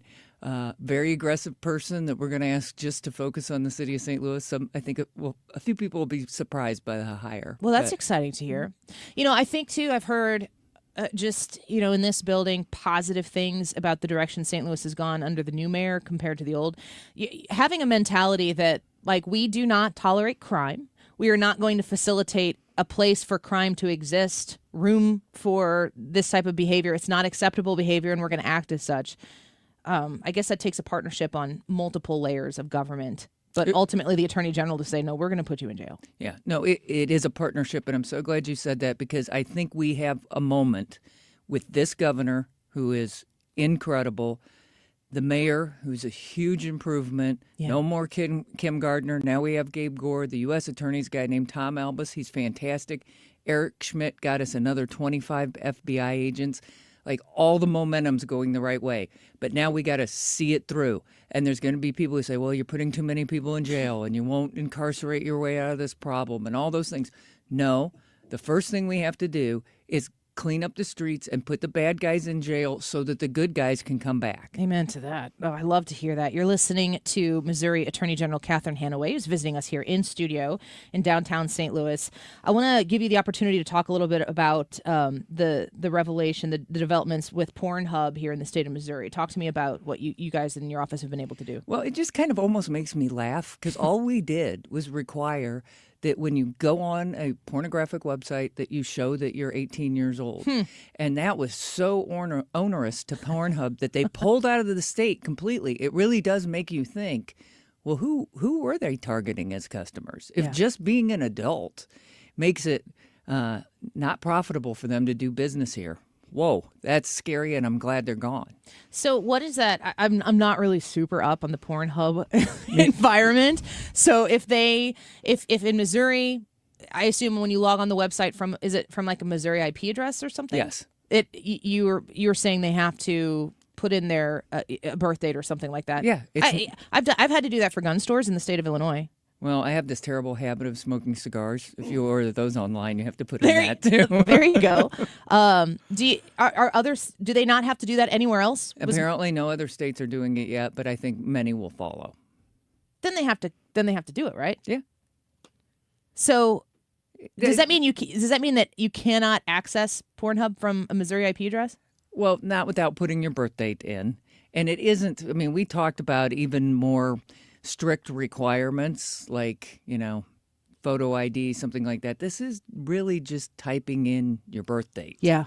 And if you get it wrong, if you guess wrong a couple of times, it'll kick you out, but it's not a big lift. Ryan, you have something you want to add? I don't really have a whole lot of research on the topic, Ryan. Can we get the male perspective on this? Wait, can we turn his microphone on? Here, come just take Brad's if you need to. Because it's something that it kind of made it into the news cycle, but it was heavy on the Pornhub stuff. I don't think it was really said that specifically. Like, just put your birth date in. Yeah. I mean, it's not a huge lift. I am not providing the male perspective on this. It's just clarify. I'm providing my own. Yes. But I am asking, I mean, you kind of clarified this, but you're just saying all people have to do is just type in a birthday. That's right. That says they're over 18. That's right. And Pornhub said, oh no, that is restrictive. Exactly. You gotta be kidding me. No, So you're not putting on ID actually up to the camera or anything? Nope. We're not invading anybody's personal privacy. We just want to know you're an adult. My gosh, that's incredible. I want to ask you a question in the vein of that, just to pick your brain a little bit, since I have the pleasure of having you here in studio with us. There's been talk about regulating minors' access to social media, and my understanding is that in Australia they've said you can't access social media under 16. As a parent, I am the law in my house, and I'm very strict on my kids and what they can access. And how old are your kids? Well, I've got 4, but the older 2 are 15, almost 16, the day after Christmas. Big birthday coming up. And then Big birthday. And so he is 15, she is 13. Their maturity level is probably, she's pretty mature. He's 15, boy. So that is what it is. I'll pray for you. Thank you. And then I've got a 9-year-old and a 4-year-old who thinks she's 13. So we've been really strict. We're definitely the most strict of their social group. That's hard on them. And I tell them, I'm like, I know this is hard on you. I understand that. I'm just doing the best I can with the information I have. How dangerous is it right now to be a kid on the internet, on social media? It is very dangerous. And in fact, we're about to sue a gaming platform because there's so many people on there grooming young people to, prey upon them. Congratulations to you being able to enforce the law. Do you hear that, kids? Yes. Listen to the Attorney General of the state of Missouri. That's what we're talking about right now. It's so hard, though. It's so hard for so parents. And frankly, I think, you're right. Parents are the ones who have the primary responsibility. Even if we pass laws prohibiting young people from being on social media, the parents are going to have to be the ones to enforce it. But I think we ought to give the parents some backup. I really do. I think to myself as somebody who is not like, well, can't government regulate that? Like, that's not who I am, and it shouldn't be now because it seems like it's convenient in this moment. I don't want to turn that over to the government to make those decisions. I do, though, feel like there's potential for the government to regulate these companies more, to hold companies like Pornhub more accountable for their pursuit of our children. Because I firmly believe, the Pornhubs of the world, I assume there are ads on Pornhub. Again, no experience here on my part, but that the clicks and the views are very valuable to these platforms. Absolutely. Same with Instagram, same with Facebook, same with TikTok and all of that. They need the access points, and it really doesn't matter to them. If they can serve an ad, they can charge for an ad. And if that's a kid, they can charge for the ad. It doesn't. That's right. That's so right. Is there room for legal pursuit towards regulating the companies more than what parents are going to allow their children to do? Yeah, absolutely. And that's where the approach we took with Pornhub and others was if you're a pornographic website, if you're providing that, then you have to require that it's age gated and people put their date of birth in. And think of all the things that we set age limits on. Yeah. Driving is 16, drinking's 21. Cigars. Cigars, right? It's 18. There you go. So I don't think this is when it poses such a gigantic threat to our kids. And maybe we need to go to the companies and say, can you create a safer environment? Because I'll give you one example. It's a case that I prosecuted when I was U.S. attorney. It was a gaming site. This young man was, on playing with others that he didn't know. This guy started out by saying, hey, can you just, you look like you lift. Do you lift? Yeah, I lift. So they started chatting about that. And then eventually got this young man to take his shirt off, took a picture of him, and then said, and now unless you take your pants off, I'm going to reach out to your parents. And thankfully, this young man had enough confidence in himself that he just went to his parents and said, here's what's happened so far. But there's way too many kids who get started down that path and ultimately get abused, not to mention the social pressures that's leading to suicide. Social media is a big threat to our kids. I think a bigger threat than underage drinking or some of these other things. Do you let me ask you a big, broad question here, because you've, as you're articulating here, prosecuted these cases. If a parent knows that they have good kids, good, morally principled children, they understand right from wrong, I trust them to be able to be on the internet. I trust them to be on Roblox. I trust them to be on TikTok or Snapchat or wherever they decide to go. Are those kids safe because they're good kids? No, they're not, because the predators online are much more clever. And that's what I worry about. I had a daughter who was very mature and responsible, and I think she's 27 now. I think she always had good judgment, but her brain wasn't fully developed at 15. And my 23-year-old son, I mean, I'm waiting for 40, and then maybe will be fully developed. Yeah, and I think to myself, like, the more responsible and principled your child is, you're doing a good job raising your kids. You trust them, and they've earned that trust from you. Absolutely. To an extent. You still wouldn't send them into like a truck stop. Like, That's would you right. would you pull up to the truck stop and let them go into the truck stop by themselves at 13 to go no, to the bathroom? Absolutely not. It's the same. And the rule we had was you cannot communicate with anybody online that you wouldn't talk to if they walked up to you. Yeah. Call them by name, Mhm. and that's a tough rule to live by because everybody wants to get the most likes, the most followers, all those things. And it's a terrible culture that's been created. The last thing I want to ask you about before we let you go, and we have Missouri Attorney General Catherine Hanaway in studio with us right now, is about the effort that you're doing to continue the pro-life stance of the state of Missouri and protect the unborn. The state of Missouri has been a bellwether in protecting life. And in my state of Illinois, they have been the only thing that Illinois is a destination for is abortion, and they're very proud of it. It's morally repulsive. Mail order abortion drugs is the way now. The Supreme Court ruled on Roe v. Wade, and instead of having this one target, now we have all these we have roving vans that you can go get your abortion services provided to you, and you can now just get online, request a pill, have an abortion in your house, not medically supervised or anything. Incredibly not pro-woman, certainly not pro-baby.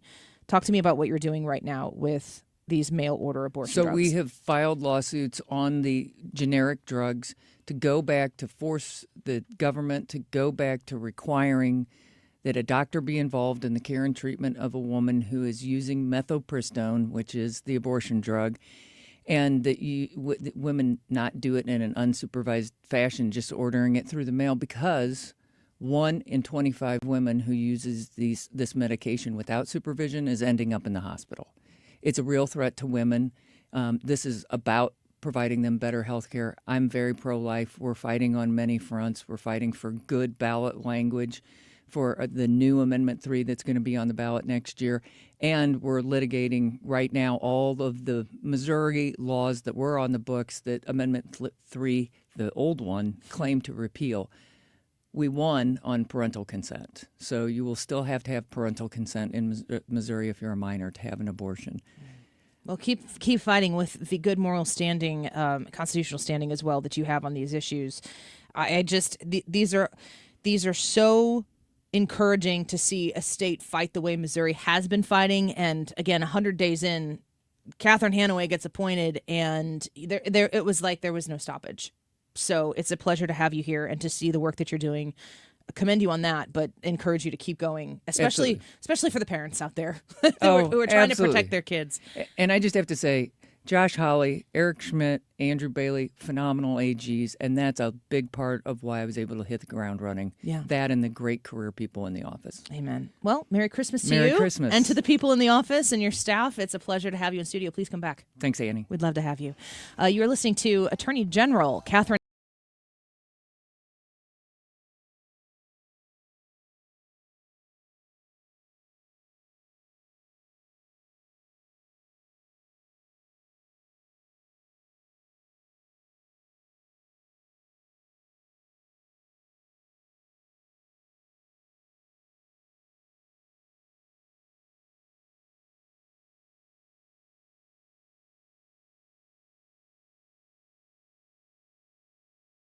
class from the Range St. Louis West. Mark Cox here, 14803 Manchester Road in Baldwin is where the range sits, and you got to go. This is ideal for beginners, expert instruction. They have it available in a women-only class if you're more comfortable. Normally the class is $135. You can win right now, therangestl.com/971. Again, therangestl.com/971. What if you had a plan to build income outside your job? At Lifestyles Unlimited, you'll learn how people are investing in real estate to grow their income and make smarter financial choices one property at a time. Right now, join us for just $297. That's a savings of $443 off our real estate education program. Text RADIO to 88007. That's RADIO to 88007. Presented by Lifestyles Unlimited. The ACA Market Plan has just announced significant increases on their monthly premiums for 2026, with deductibles over $10,000. You can enroll with Greg Hammond's Freedom of Choice plans now. You don't have to wait. One of their plans lets you use any doctor, has 0 outpatient deductibles, and it's 30 to 60% lower than most Obamacare plans. Other options are full coverage PPOs with national networks, copays, and 100% annual preventative care. Also, there's no income disclosure required, so no potential tax penalties. If you pay for your own health insurance, you're uninsured, you're on COBRA, or your employer coverage is just too expensive, call Greg, and they'll provide all available options.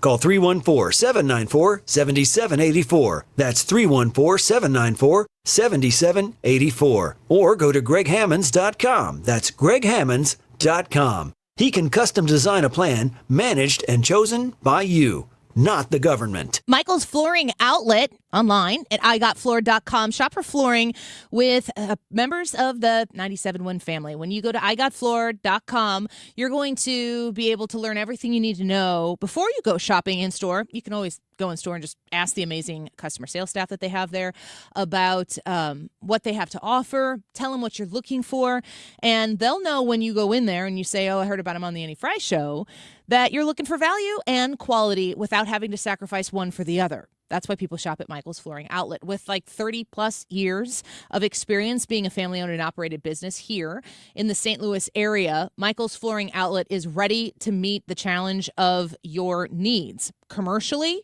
residentially as well. Michael's Flooring Outlet has the tile, the carpet tile, the hardwoods, the luxury vinyl plank, whatever you are looking for, Michael's got it. And you can go online to look at some of the different kinds of brands that they carry as well and to request an estimate. Michael's Flooring Outlet online at igotfloor.com. This holiday season, when you get them STIHL, batteries are included. Buy select battery tool sets and get a free extra battery. Visit STIHLUSA.com for gift ideas and seasonal savings. Happy holidays from STIHL. Offer valid for a limited time only at participating dealers while supplies last. Hi, I'm Joe Cordell of Cordell & Cordell, America's largest family law firm. During this time of year, difficult relationships sometimes become impossible. If you or someone you care about is facing a family law issue, let us set up a 1-hour Cordell consult. The Cordell Consult is a meeting with a local attorney who will give you clear guidance about your options, whether it's a separation, a postnuptial agreement, divorce, or custody. CordellCordell.com. The choice of a lawyer is an important decision and should not be based solely upon advertisements. 600 Kelwood, St. Louis. We get it. Attention spans just aren't what they used to be. Heads in social media and eyes on Netflix. But what do people do with their ears? Well, for one, they're listening to audio. Americans spend 4.4 hours with audio every day. Oh, and you want the proof? Well, you just sat through this ad that's now approaching 30 seconds. What could you say to a potential customer in 30 seconds? Let Odyssey put together a media plan tailor-made for your unique marketing needs. Advertise with Odyssey. Visit ads.odyssey.com. Setting goals for your retirement is one thing, but knowing how to achieve those goals is another.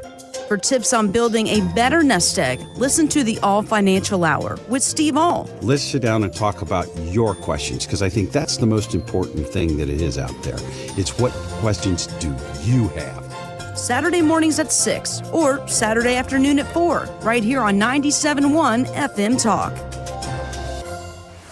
You're listening to The Annie Fry Show on 97.1 FM Talk, St. Louis Conservative.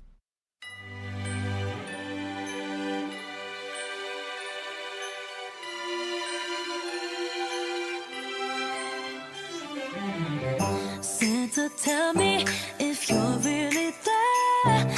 Don't make me fall in love again if you won't be here next year. Santa, tell me if he really cares, 'cause I can't give it all away if he won't be here next year. Welcome back. This has been a busy day here on the Annie Fry Show. We just said goodbye to Missouri Attorney General Catherine Hanaway, who joined us in studio. And now we could be talking to the next governor of the state of Illinois. And no, I'm not talking to J.B. Pritzker. You think he'd come in here? We've got Darren Bailey in here. He is running for governor again, a rerun at this opportunity to try to give Illinois some common sense back in the governor's mansion. Darren, thank you for coming back in here with us. It's good to see you. Well, Annie, it's good to be back here. Thank you for the invite. And with You're the welcome. rain outside, it's a perfect day to be in here and talking about getting Illinois turned around, hopefully for good this time. Yes, I'm very much looking forward to this conversation because since your last run for governor, Darren, we've watched J.B. Pritzker really elevate his status as the kind of de facto speaker for the Democrat Party. He seems like he wants to be, person number one to push back against Donald Trump. Doesn't seem to be paying a whole lot of attention to what's going on in the state of Illinois unless it's an opportunity to dunk on the president. No, you're exactly right. We're if he were to be elected again, he'd be running for president the entire time and neglecting the affairs of Illinois. And I personally believe that the people of Illinois are tired of that and ready for something different. Yeah, I completely agree with that. And the national stage that J.B. Pritzker has thrust himself upon, I think that he's embarrassed himself nationally now, which is nice. Maybe a little more attention to the fact that Illinois could rectify this two-term error that we have in the governor's mansion. The first question that I would ask you is what I think a lot of people are asking. You ran last time and you lost. Why do you think you can win this time? Well, we've had 3 years or 4 years, I guess, to kind of consider and think about the possibilities. And it's like take a look at Abraham Lincoln, for example, and many other politicians who have lost multiple races from a defeat. Many times you don't learn a lot from the victories. You take it and you keep moving forward. So there are things that we should have said differently. There are things that places we should have focused on. And most importantly, I think that I realized, and I realized it too late, that taking the message of the most conservative district in the state of Illinois as a state rep and a state senator, and assuming and thinking that all of Illinois thought that way, was a mistake. And this campaign has to be that's what we're readjusting.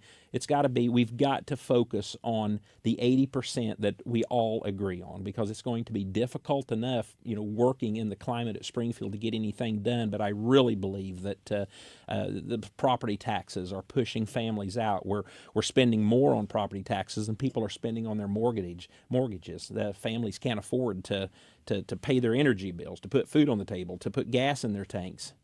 Safety continues to be a terrible situation in Illinois. And then ultimately, we've got to be thinking of our future, and we see that education is failing in Illinois. So I believe that if we focus on those items, and I think we've got a lot in common with our friends in Chicago and the suburbs. Okay, well, so we're talking to Darren Bailey, candidate for governor in Illinois. He'll have to win the Republican primary, which is in March. You've served in the General Assembly in both the House and the Senate, so you have working knowledge of how Illinois government doesn't work. I should say works, but, well, I'm going to clarify that. So, Darren, I hear you talking about Chicago in a way that says we got to join them. Now, you're a Southern Illinois farmer. You've poured yourself into growing your community in Southern Illinois. You have a strong, principled, social fiscal conservatism about you. You've partnered with Aaron Delmar, who we've had on our show, and he talked a lot about Chicago. And, I'm thinking to myself, here in the Metro East, which is where I reside in the state of Illinois, we don't really like to hear about Chicago. But I'm consistently telling voters in Illinois, you cannot win without them. You can't win without them. It's a done deal. Literally, population alone. But then when you consider the economic engine that drives Illinois, it's in Chicago. So we've got to, and I mean we know that, but just it's interesting because the last several weeks, as I've been making calls and calling just people at random in Chicago, raising money. It's really interesting because they're finally admitting and realizing that we have the same problems in common. Let's focus on those. They know who I am, and that's what we're going to be working on. Do you think Chicago knows that they can't change it without Southern Illinois?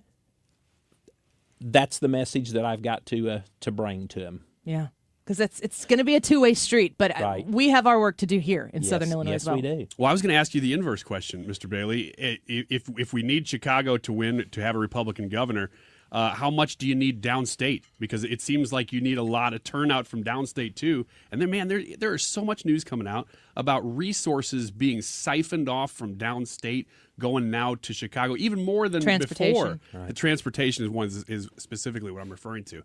But how do you get downstate to turn out and convince them, yeah, it's possible, we can do this? Well, it is possible, and unfortunately, too many people have bought into this. This lie that my vote doesn't count, it's rigged. And I mean, unfortunately, Chicago and Illinois have always been known for political corruption, and it's time. It starts at the top up, so top down. So let's change the leadership. Let's put someone in who hasn't. I don't waver on my message. When I say something, we stick with it and we do it, and I can't be bought off. And again, that's another problem with Illinois politics. But the end of the day, our friends, our family, our co-workers here in Southern Illinois, they've got to show up and vote. I will never forget 6:58 on November 8th, 2022, and AP called the race. It's just like it was a done deal.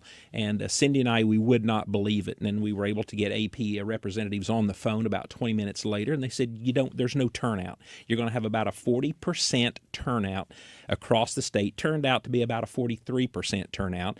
J.B. Pritzker had spent $35 million on mail-in voting. Many people in Southern Illinois, don't trust that system. Did he win that before the election? Before Election Day? Did he win that with the mail-in vote? Yes. Like before people even went to the ballot? Yeah, and we realized it too late. We were walking the suburbs, and I began to see many of my Democrat colleagues, staffers in the House and the Senate offices. They're carrying briefcases and backpacks, and I saw someone I knew real well, so I ran across the street and I asked her, I said, "What are you guys doing?" And she showed me what they were doing, and my stomach just dropped because I realized that they're finding low propensity voters, someone who maybe voted 10, 15 years ago, and now they knew their data was up to date. They knew that this person had a family, maybe grandparents were in the house with them, and but maybe they weren't registered to vote. They did it all at the door. They came back with the ballot. They came back to help pick the ballot up.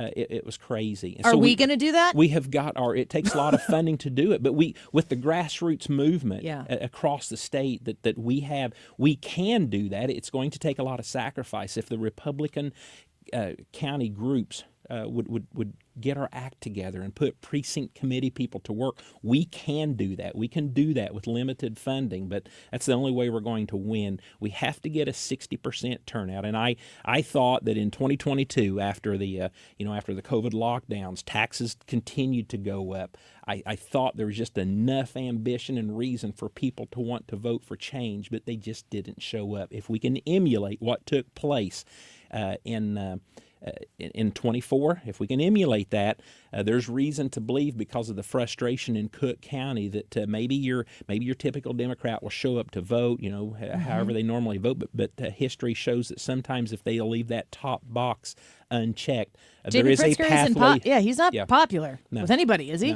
No. He's 56% of the people across the state of Illinois in recent surveys disapprove of the way he's handling things. So there's an open door. I have faith that President Trump's policies are going to show some fruit into the first and second quarter of 26. And I think when that happens, I think there'll be a breath of fresh air that people will look at and say, okay, maybe this is going to work. And J.B. Pritzker continues to double down on his a policy of heavy taxation. J.B. Pritzker, his policy is spending. we must revert back, and we must have a policy of lower property taxes. That's what we've got to focus on. We're speaking with Darren Bailey in studio with us, a candidate for governor of Illinois, Republican, of course. He won the nomination last year. He will have to win the nomination in the March primary in the state of Illinois. There are other people who are running. We've had Ted Dabrowski on the show. I don't know that we've had any other candidates that have reached out to us. I think Ted's a great guy. I'd prefer him over J.B. Pritzker. What do you offer that some of these other candidates in the primary can't offer? So you're right. The other candidates, I know them. I consider them friends. They're good people.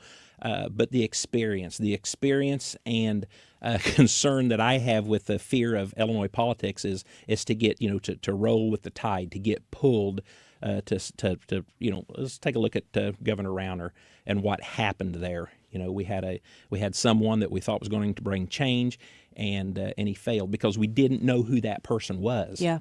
And true to form, we see some of the works of these people, but we don't see we don't see the experience of government.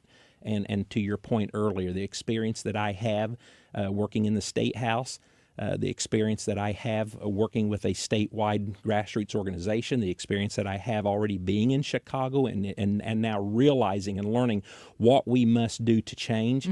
I think my 4 years of being in Springfield and the respect that I showed to the colleagues that I didn't agree with, I think we're going to have an open door, to bring people to the table and to create change. And then we also have to look at, who's driving some of these other campaigns.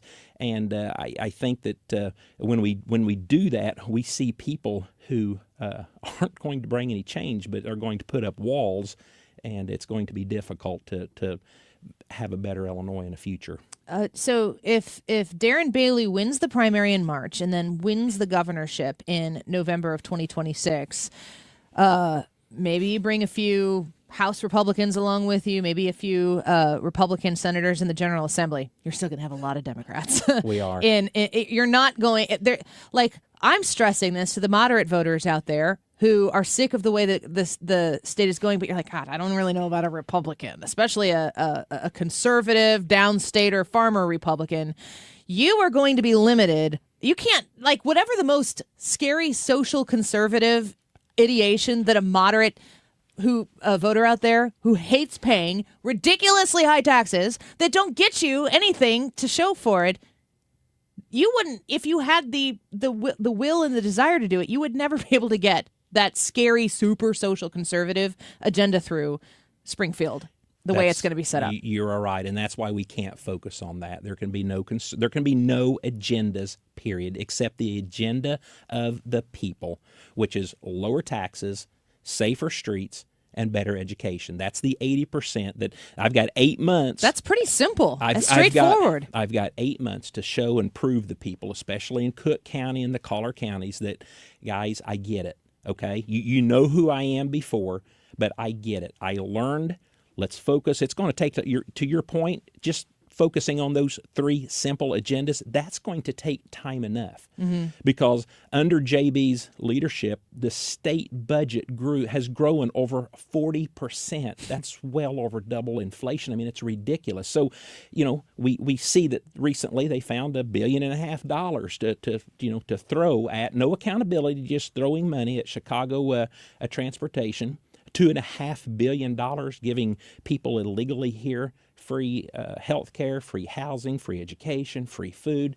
It's nonsense. And that has all come out of this recent budget. Yeah. The money's there. It needs reallocated. The people want to know where their money's coming from, where it's going to go.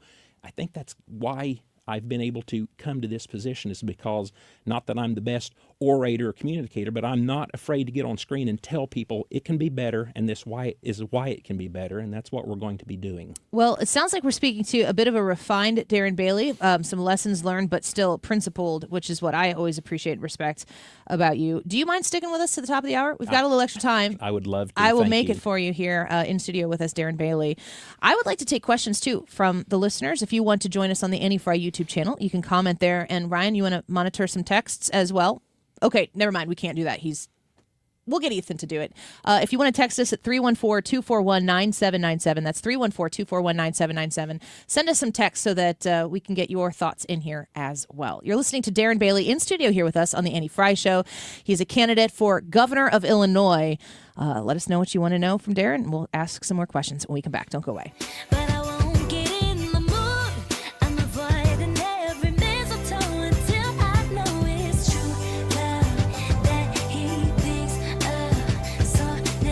RulerFoods.com. If you are thinking about ways to save money, Ruler Foods has the opportunity for you every time you shop at Ruler Foods to shop for less. And that's really what Ruler Foods offers. Quality products, the same products you're going to buy at a lot of the other stores. Those name brands, as well as Kroger brands that come at Ruler Foods prices, are at your local Ruler Foods. If you haven't found it yet, you can go to RulerFoods.com and throw your zip code in there and see what they have to offer as a location close to your home, your church, work, whatever it might be. Save when you shop at Ruler Foods. Also, download that Ruler Foods app because every week they have $75 in digital coupons accessible for you. So you can save even more on the products you love at a store that you're going to grow to love as well. That Ruler Foods app also allows you to schedule a delivery to your door so those savings can get shipped right to you. Right now, you can stock up on your favorite drinks, Coke or Pepsi 12 packs. Buy 2, get 2 free. Also, baking essentials, Kroger 4-count butter sticks, 2 for just $6. Get yourself into Ruler Foods and start saving today. RulerFoods.com. License number E2014A. Hey, it's good to see you. You know, there's a certain way we do things around here, the Grasser way. The Grasser way? We don't cut corners and we don't take shortcuts. Not on the little stuff and not on the big stuff. We do the big stuff. That's right. Whole home generators that kick on the moment the grid gives up. Lights stay on, heat stays on, your family stays safe, so your house stays warm. And your ice cream stays frozen. Green is always Grasser at GrasserHomeservices.com. You've been listening to the very popular Wellness One for many years, Saturdays and Sundays on 97.1 FM Talk. We're happy to share that we've expanded the show to 4 times a week. Yes, 4 times every weekend. Saturday at 10 a.m., Saturday at 8 p.m., Sunday at 9 a.m., and Sunday at 2 p.m. It's the same great show designed to cut through the nonsense and provide you a common sense, science-based strategy for a healthy life. So join TJ and Aaron for Wellness One. Now 4 times a week on 97.1 FM Talk. Our gift card's a good gift, only to receive, only to give, always or not usually. That's today's YouTube live chat poll. Let us know what you think and leave a comment. We may read that throughout the show. Today is 1:44. This time check is sponsored by Jerry Kelly Heating, Air Conditioning, Electrical, and Plumbing. It's time for a $98 furnace tune-up. Fox News National, St. Louis Local, 97.1 FM Talk.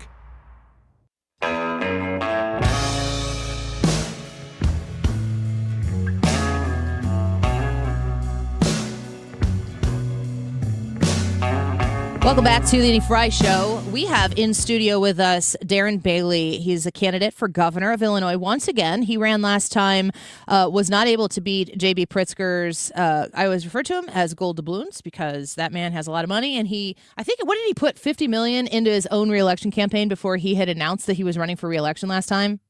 Yes. It was something. Now, so how much? He's at 25. He just dumped 25 a few weeks ago. How can you be Mr. No Kings and be running for your 3rd term for governor? Yeah, thank you very much. That man has nothing in common with anyone that in the 3 surrounding states around us, as far as I'm concerned. So yeah, I think what Illinois lacks is a place for you don't come to Illinois thinking about your future.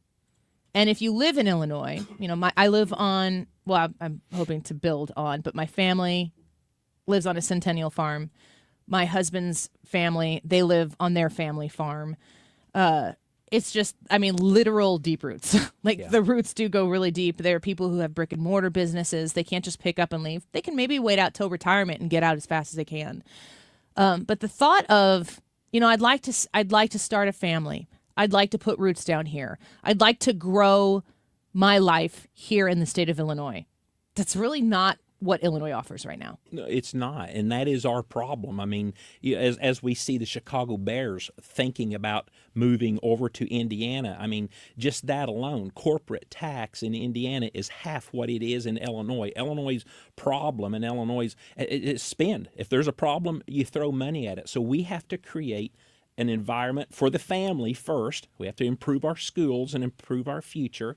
And then we improve a climate for business so that business will come in here because, again, people go to work, they pay taxes. That's how we turn this around. We've got to make people feel safe. I think when we begin to address that and really show the strides to do that, people want to live in. Illinois is a wonderful place from north to south. Chicago can be the greatest city in the nation, but we've got work to do to fix the problems. Yeah, and it has to be, I mean, it's kind of a crazy, bold thing to say to be like, yeah, bring your family to Illinois, put down some roots. I mean, it's just not even something that people would suggest right now. Everybody talks about the U-Hauls that go out of the state of Illinois. You brought up the Chicago Bears. I see this story, a lot of people talking about it. From my understanding, not a Bears fan, could be, come downstate. I understand that the Bears are having quite a season. And in the midst of having quite a season, they're like, maybe we'll go over to Indiana. What do you know about what the battle is right there? And what would you do? Would you, if you were the governor right now, would you try to influence the situation? Well, I hope that I create an environment that we can afford to entice the situation. I mean, Illinois is broke. That's the harsh reality. Illinois has nothing to offer right now because they're stranded. We're upside down in the budget as we speak, and it's going to only be worse next year when Pritzker continues to bloat government.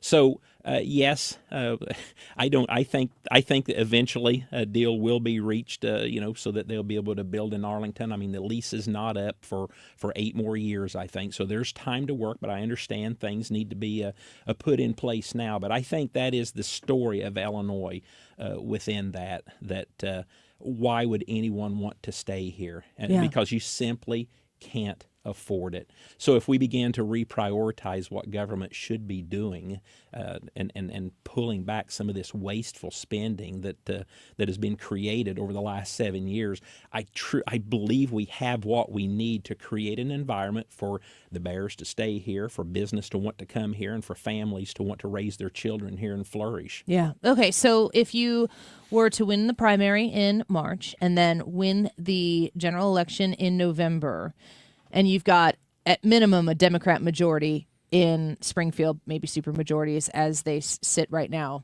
what can you do as governor that would actually affect the voters who would maybe take a chance on Darren Bailey?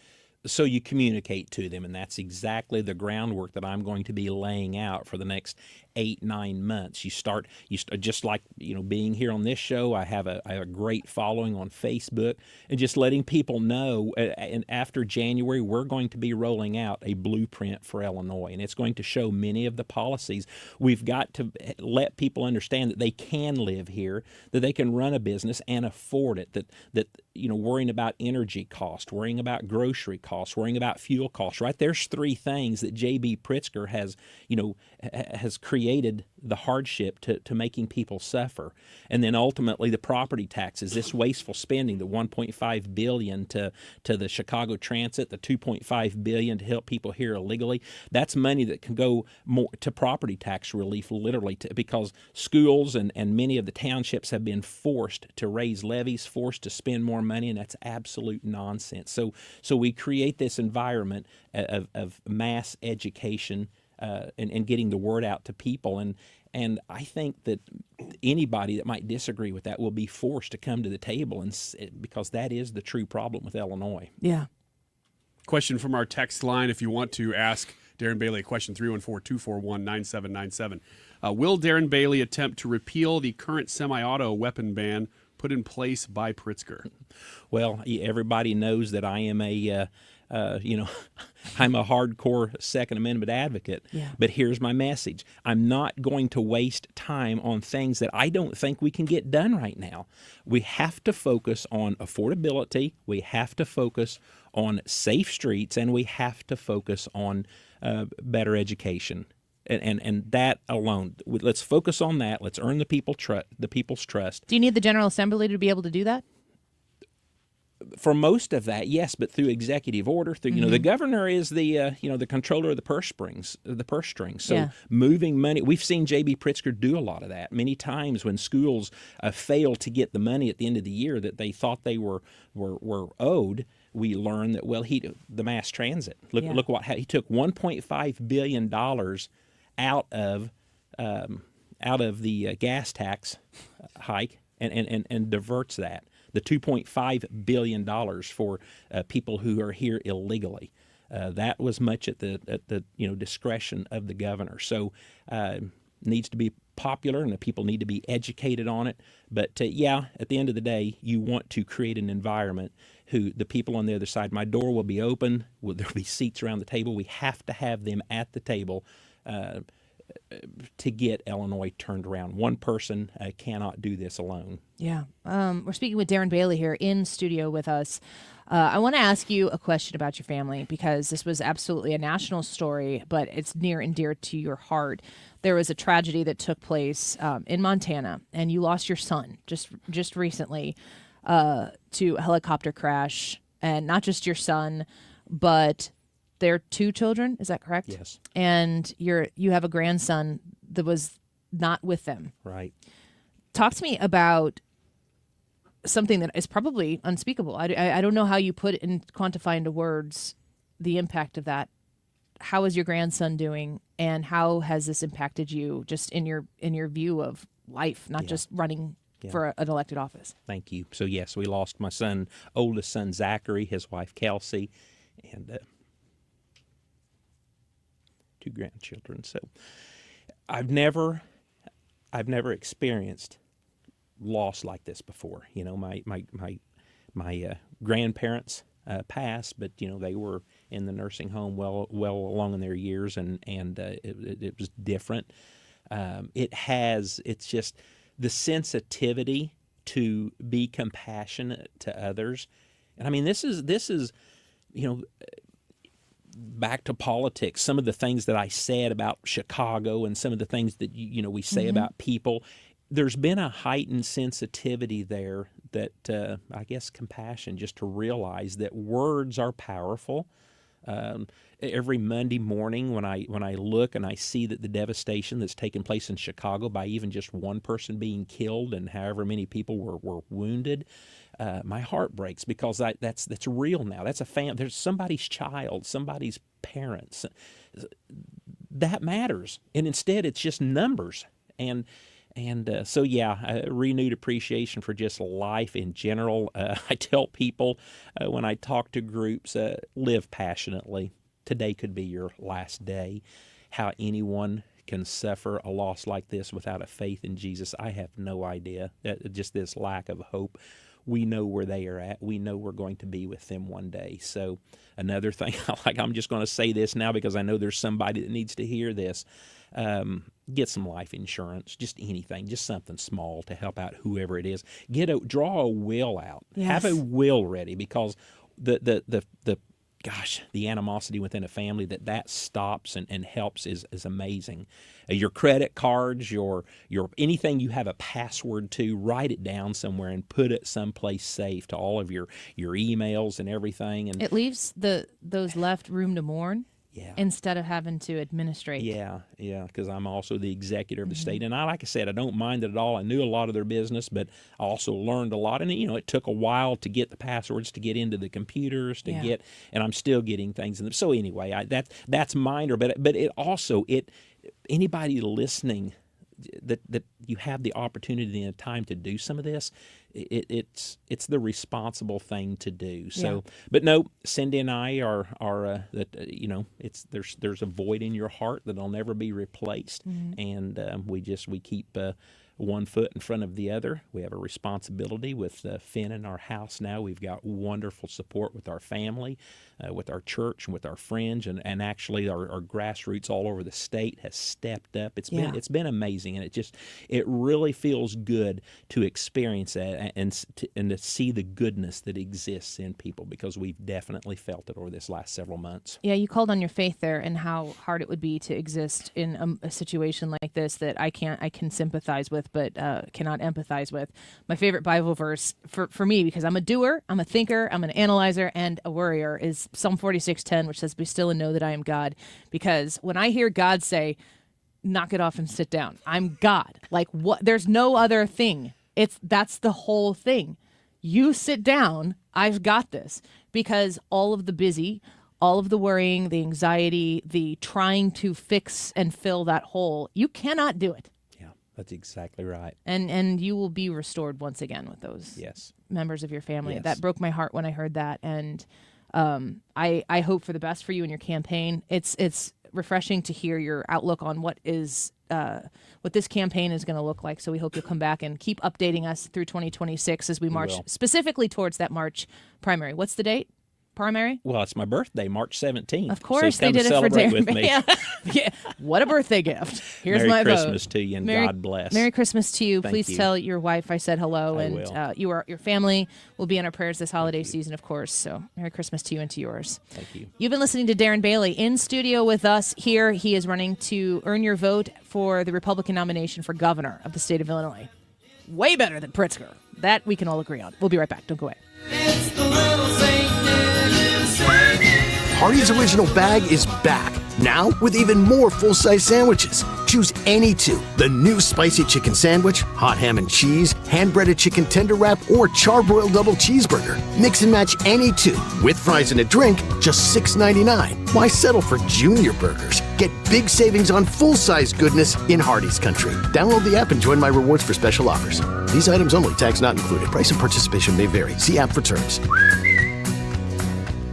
If you suffer from burning, tingling, or numb feet, pay special attention as we discuss neuropathy with Dr. Patton, D.C. Doctor, what is neuropathy? Peripheral neuropathy is nerve damage to the feet and legs. What are the symptoms? The symptoms are numbness, burning, tingling, pain, and loss of balance. Is neuropathy treatable? It's absolutely treatable, and we have amazing results. If you have burning, tingling, numbness, coldness in your feet or hands or balance issues, call us at Comprehensive Integrated Health today for a nerve damage screening. The screening will tell if you're at risk for serious complications and if you're a candidate for our cutting-edge treatment program. Don't wait until your symptoms are so severe nothing can be done. End-stage neuropathy leaves people confined to walkers, wheelchairs, and even amputations. The first 10 callers will receive a free nerve damage screening. Call 636-538-5188. That's 636-538-5188 for your free nerve damage screening. 636-538-5188. It's time for you to get to know my friends at Lit Cigar Lounge in Chesterfield, where luxury meets comfort. Mark Cox here. They have a great selection of rare bourbons, whiskeys, craft cocktails, anything you like to drink, cold beer, premium hand-rolled cigars from the finest makers in the world, even private lockers that are available if you choose to.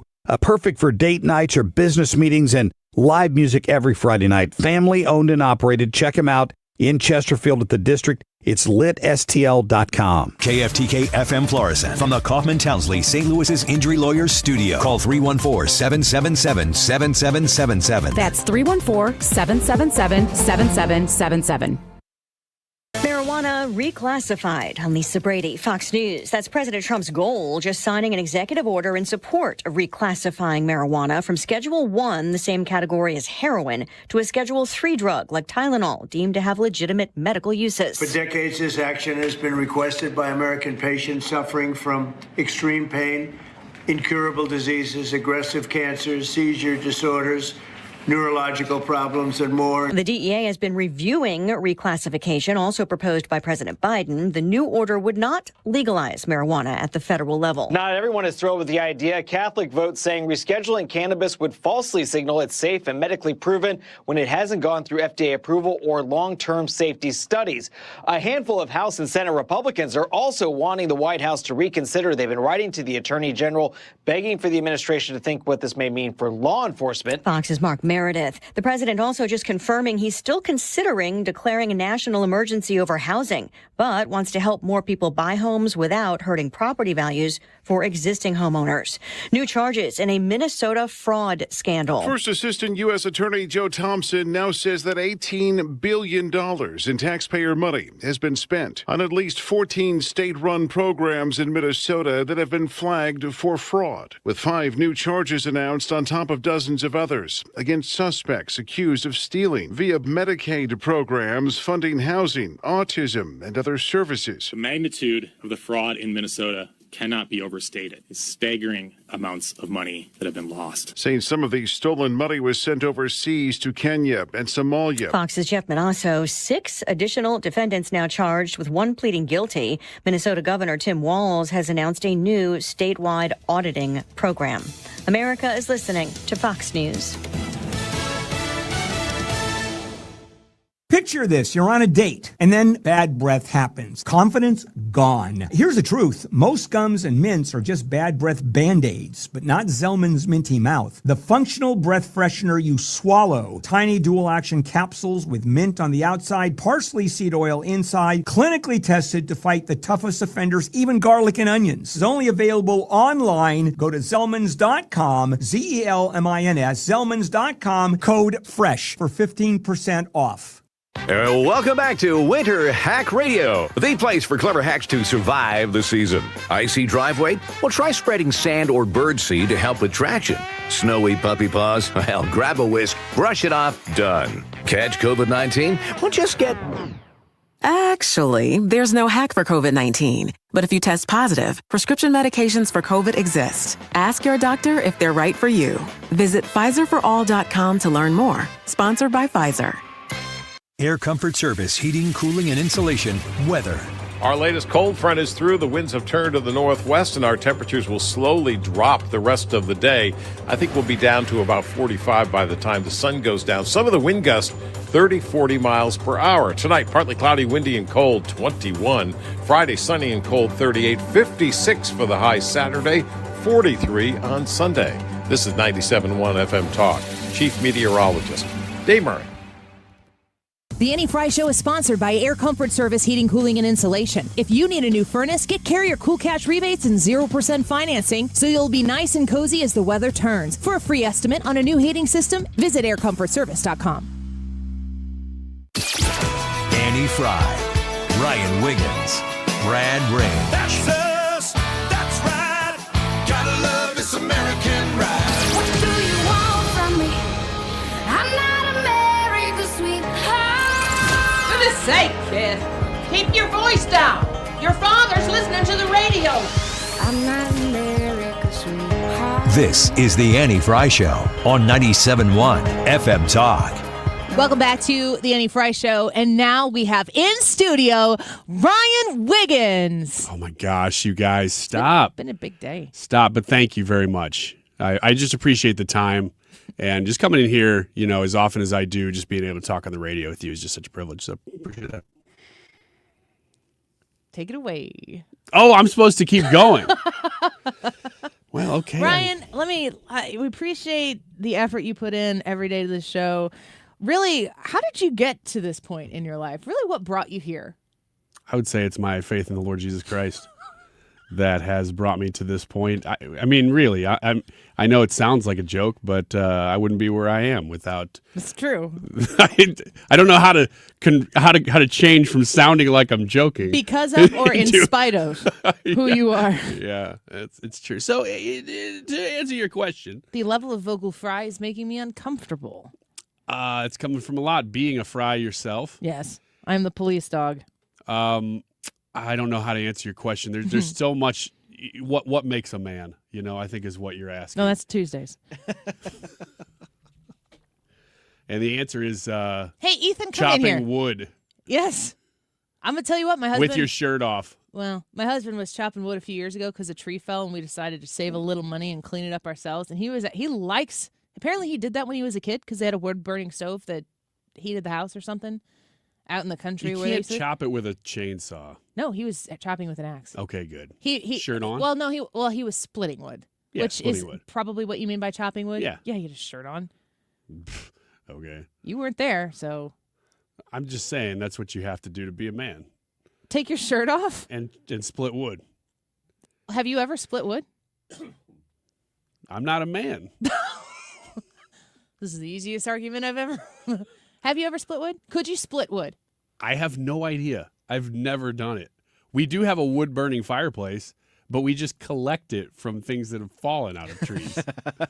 It's the easy way. Do you ever buy bundles of wood We that were split by a man? Yes, we have, but the problem is our fireplace doesn't get enough draft to it, so we pretty much have to use Duraflame no matter what because it just doesn't get enough air to it.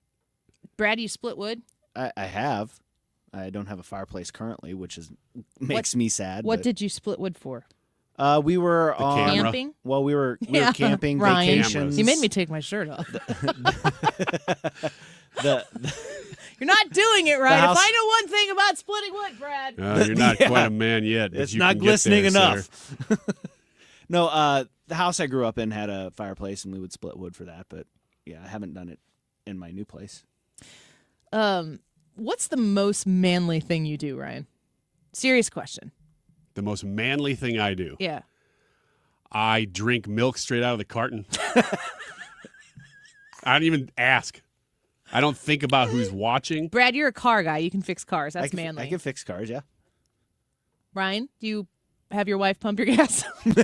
No, but that's an X's and Y's question. I've got that written down about why. And look, I'll What's the preview question? it right now. Let's just do it now. I'll We're preview it killing right now. time until Ethan elevates the show. Why? I'm not even. I'm making a presumption in the question that I'm not even allowing you to change the presumption Hit me because I with know it. that it's true. Okay. Why do women hate pumping their own gas? Because we shouldn't have to. So I'm right. So women do hate pumping their own gas. I don't hate pumping my own gas. I like my husband to pump the gas for me. Why won't you just do it? 'Cause I don't have to because he will. There are 2 adults in your family and my family. 2 cars. Mm-hmm. Why does one adult have to pump the gas in both cars since 2 people drive the cars? My husband doesn't think he has to. He does it because he wants to.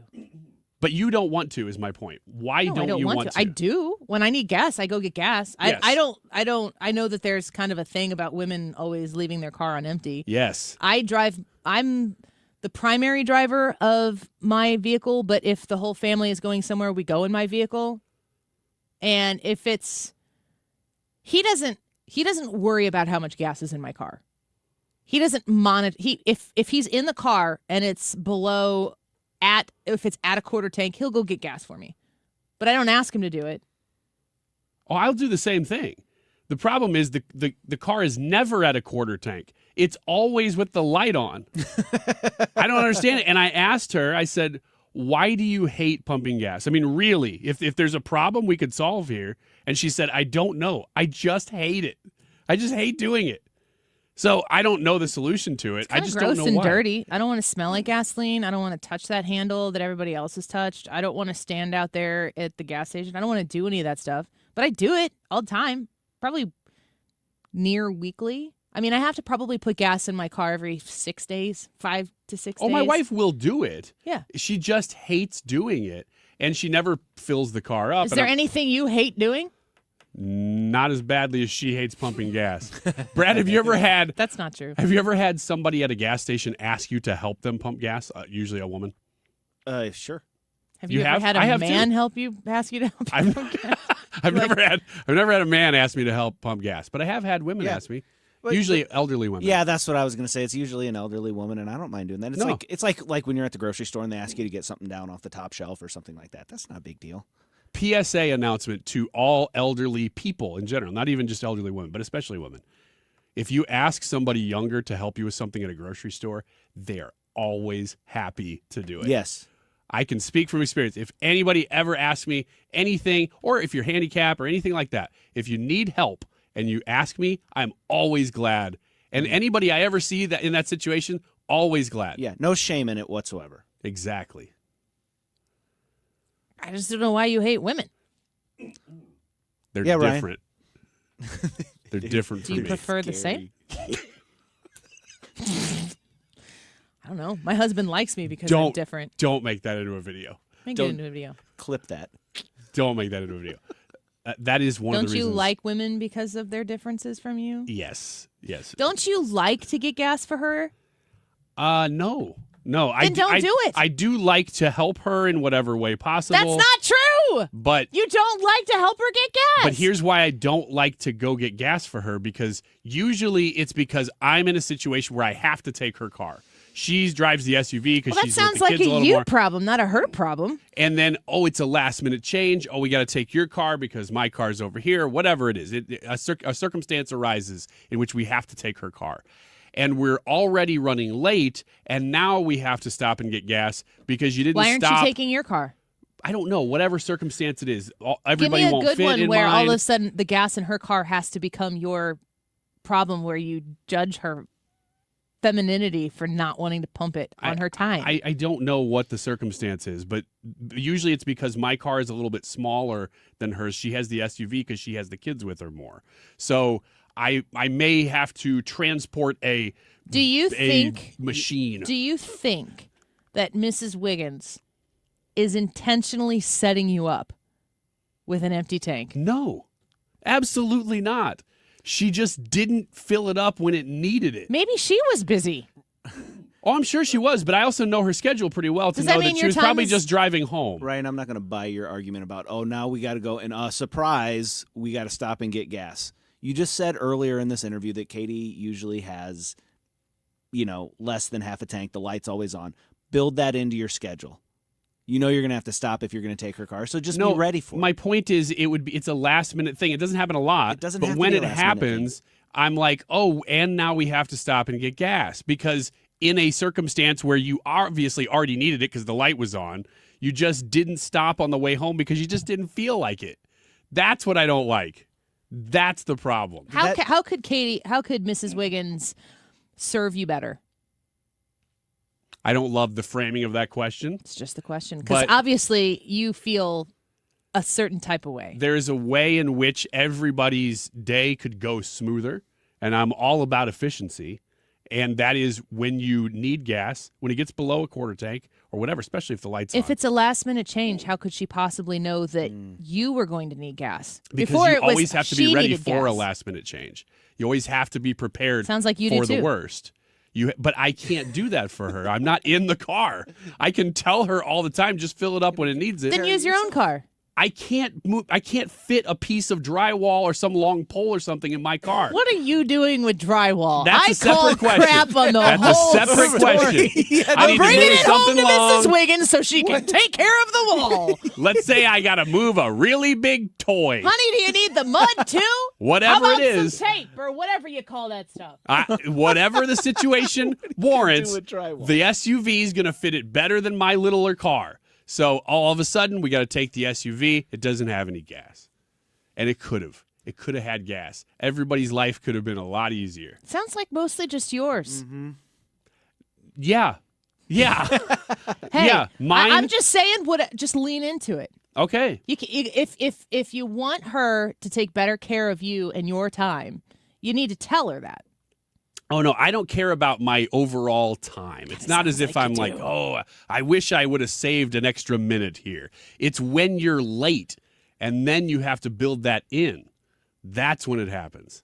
And I can't tell you what that is. What kind of emergency drywall situation are we talking about here? That involves you running to the store in an SUV to buy drywall. And stopping to get gas Okay. is going to just make it All right. implausible. Hey, everybody's having fun. I just thought of a circumstance. I thought of a real circumstance. I had to leave my car somewhere the other day to go make a trip to do something. I don't even remember what it was, but I had to leave my car away from the house. Big. Brad had to take me home from work, right? Yeah. This was just last week. Yeah, I had to take you to the Christmas party and then home. And and I got to 'Cause drink he a was little bit at the super Christmas party. Why? Because I wasn't driving.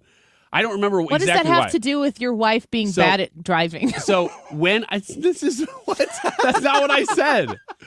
That isn't what I said at all. That's what I heard. It's the woman code. So when Brad takes me home, he takes me to our house, and I forgot. Oh shoot! I left my car down not that far, but it wasn't far. Let's say that's not oil true change, because whatever. I asked you if we needed to stop and get your car. So I said no. Let's just go straight home. So we're in a situation later where it was like, oh, now we have to go get my car, which is fine, but then we have to build in time to go get gas because you don't have gas in this car, and we weren't going to have to take your car. that stuff, it's not the end of the world. So you It's just told it that whole happens story, often. and it's your wife's fault? It always is. That's the whole point of the segment. It's always her fault for not filling the car up. And the original question was... I understand your perspective. The original question was, why do women hate filling up their gas tank? I have a solution for you. Just move to New Jersey. You're not even allowed to pump your own gas there. Well, I guess that is the solution. His I guess solution I'm is gonna you move should to leave. New Jersey. I think you should leave. This is just like your dream. This is what it meant. It meant you were moving to New Jersey. That is my dream. Honey, we're finally making it happen. We're going to Newark. Our dreams have come true. User on YouTube says, Ryan, pumping gas, putting the seat down, saying I love you are all ways to show appreciation for the wife. But it sounds like you just don't really feel appreciated.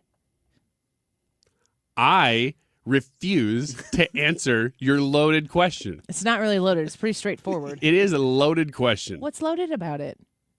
Say it again. It sounds like you don't feel appreciated. User was saying these are ways to show appreciation for your wife.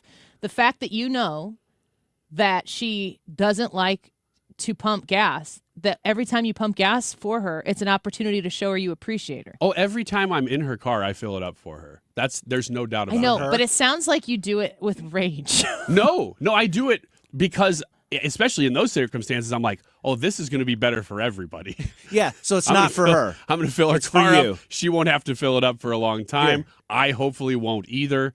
Here. It's good for everybody. I filled this car up for you, for me. But to answer your question about appreciation, it's not about appreciation. It is purely about efficiency. It is all about efficiency. And there are times where it would have been way easier if she had just done her duty and filled the car or put any gas in the car at all. I really don't think that I could make my point any better than you just made it yourself. I think we'll leave that to the listeners. You can text in and let us know. Oh, okay. 314-241-9797.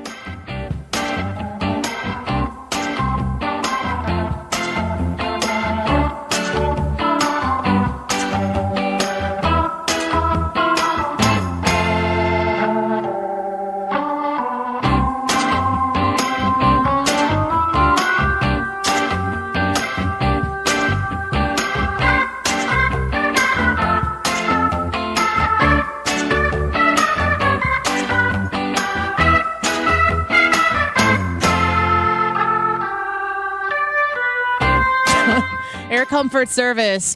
If you're not in your comfort zone, and some of our comfort zones are pretty high maintenance, so I don't know about your comfort zone, but if you're not there yet, you can call Air Comfort Service. But I'm only talking about the temperature of your home, among some other things that have to do with like insulation, heating, cooling, insulation. They have you covered. If you need somebody to come do a heating check on your house, you can call them at 314-513-0091, 314-513-0091, and have them come out to your home and see what is going on. Heat your home safely and efficiently this winter for as little as $19 a month and become a preferred partner plan member. 2 HVAC system checks each year, service, repair, equipment discounts, also priority service, which is very helpful if something happens and it's one of those really super frigid times where Air Comfort Service is probably getting quite a few calls. You go to the top and that priority service, you get to enjoy that. This is a really great service also. I highly recommend it if you're helping maintain mom and dad's house and you want to make sure that they don't get in the really cold temperatures where, oh my gosh, it's 50 degrees in the house because it hasn't been working and they didn't say anything. 314-513-0091 is the number to call. You can learn everything you need to know about becoming a preferred partner plan online at aircomfortservice.com. Hi, I'm Bob Kershaw with Retirement Advisor Group. As a family-owned business, we'd like to wish all of you a Merry Christmas and a Happy New Year.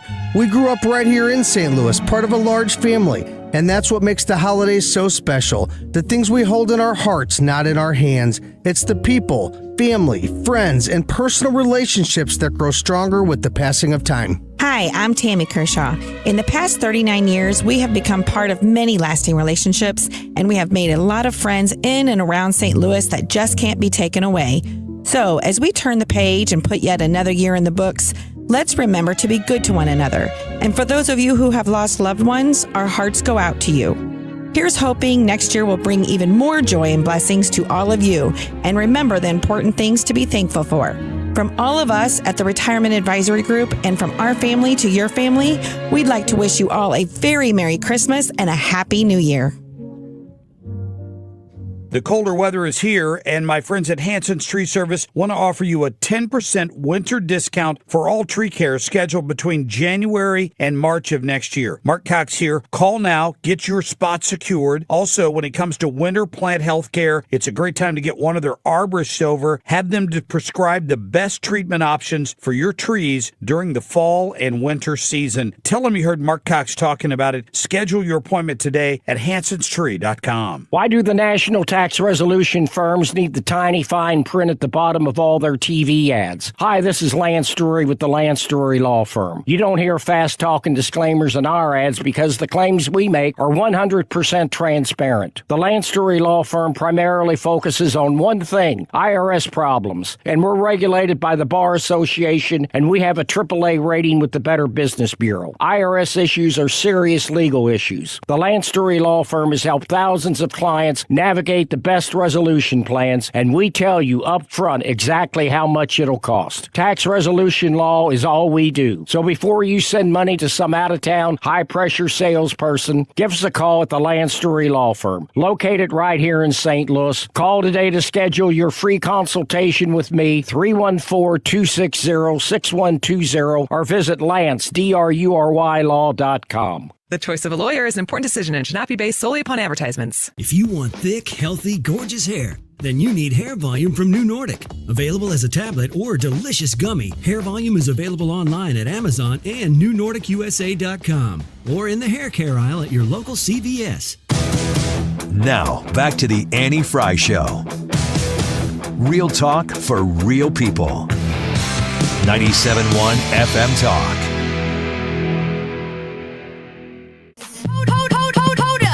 Check it out.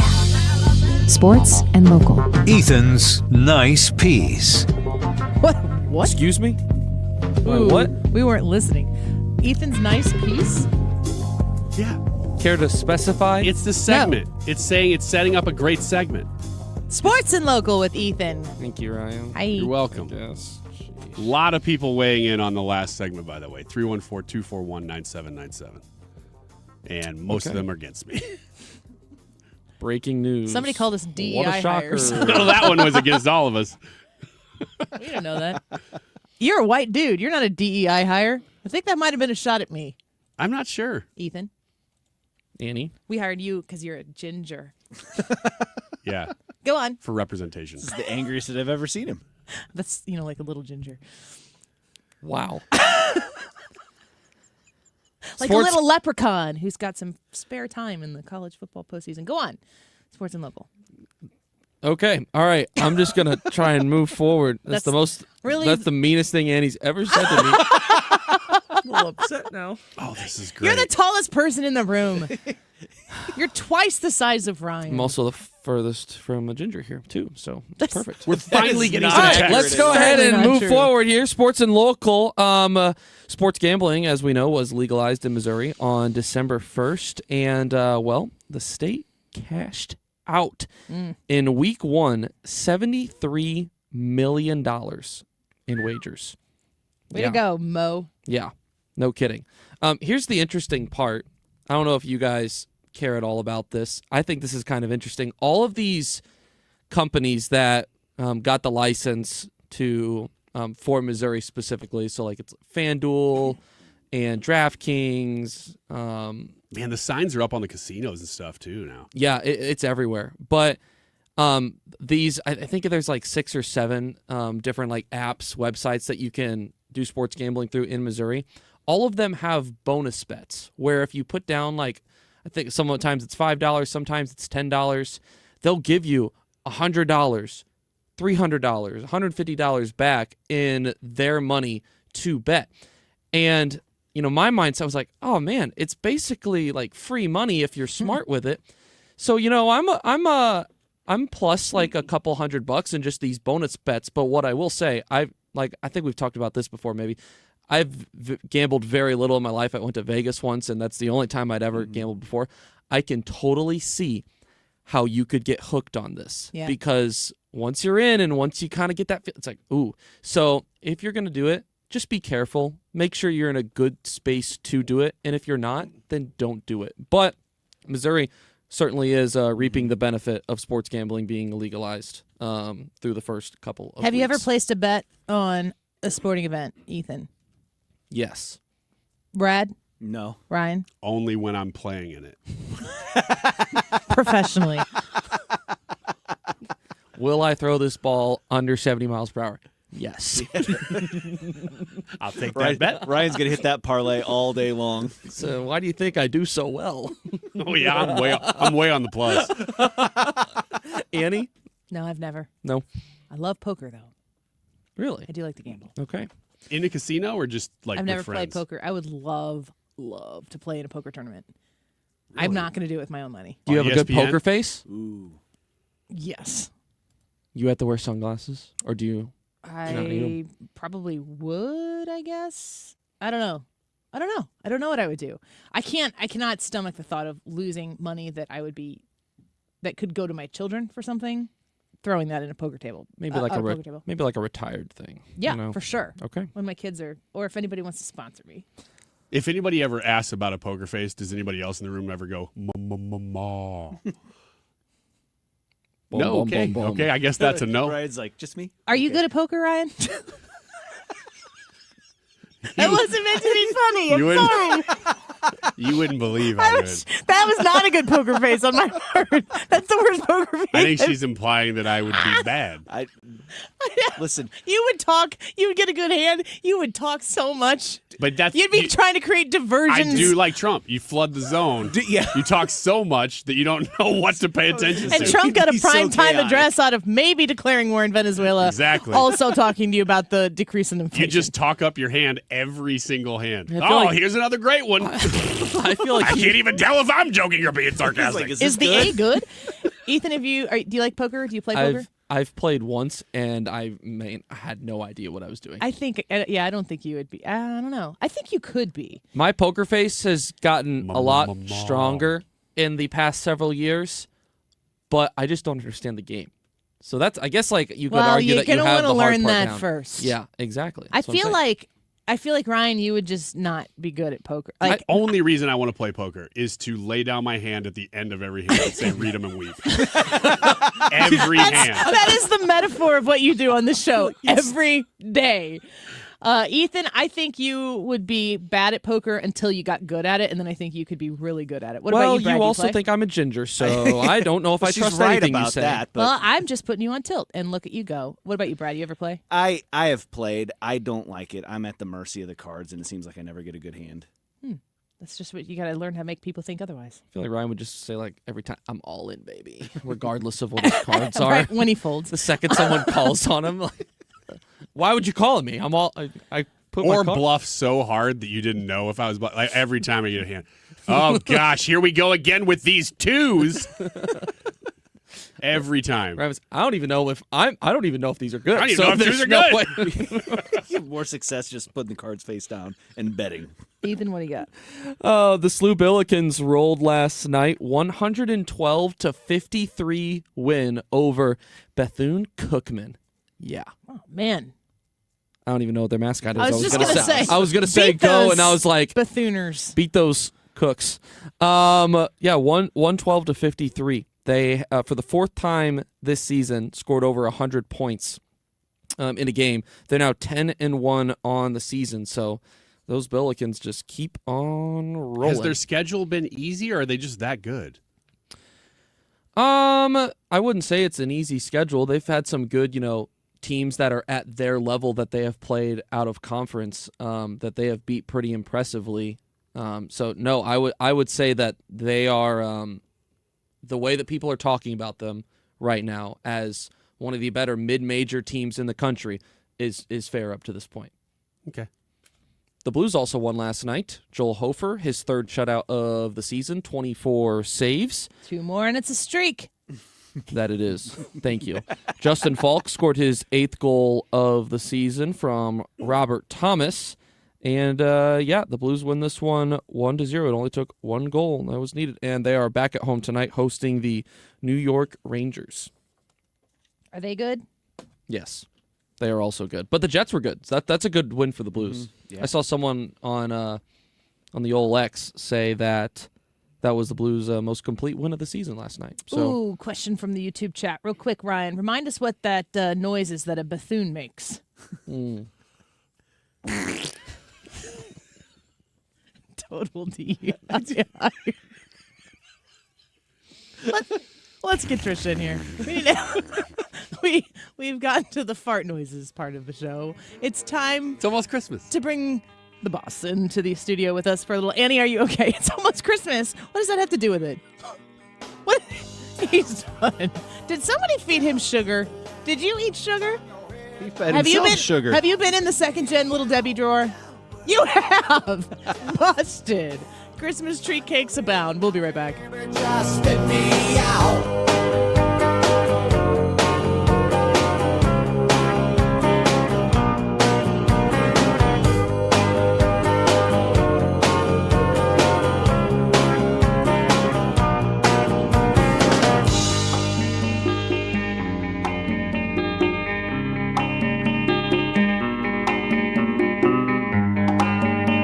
HomeShieldFoundationRepairs.com. Sunken concrete, uneven concrete. You've experienced this at your home and you know that it is getting worse. It's becoming a worse trip hazard and you don't want to have to deal with that all of the time. You want to get it fixed. So we look into people who can help with concrete lifting. Enter Home Shield Foundation Repair. They offer concrete lifting, which is an advanced, cost-effective solution that raises and levels out your concrete with minimal disruption. And it's kind of a good idea to work on this maybe in the winter when you're not outside as much, not working as much, but also when that shoveling has to happen with the snow. You want to make that path clear. And if you can't make it quite clear, it melts, that hazard gets covered up, but it still exists. Polyjacking is a polyurethane foam that is injected under the concrete, raises it up, levels it out, and makes it all better. So call them at 314-227-9636. That's 314-227-9636. Tell Matt Hayes Annie sent you. You can find them online at HomeshieldFoundationRepairs.com. We get it. Attention spans just aren't what they used to be. Heads in social media and eyes on Netflix. But what do people do with their ears?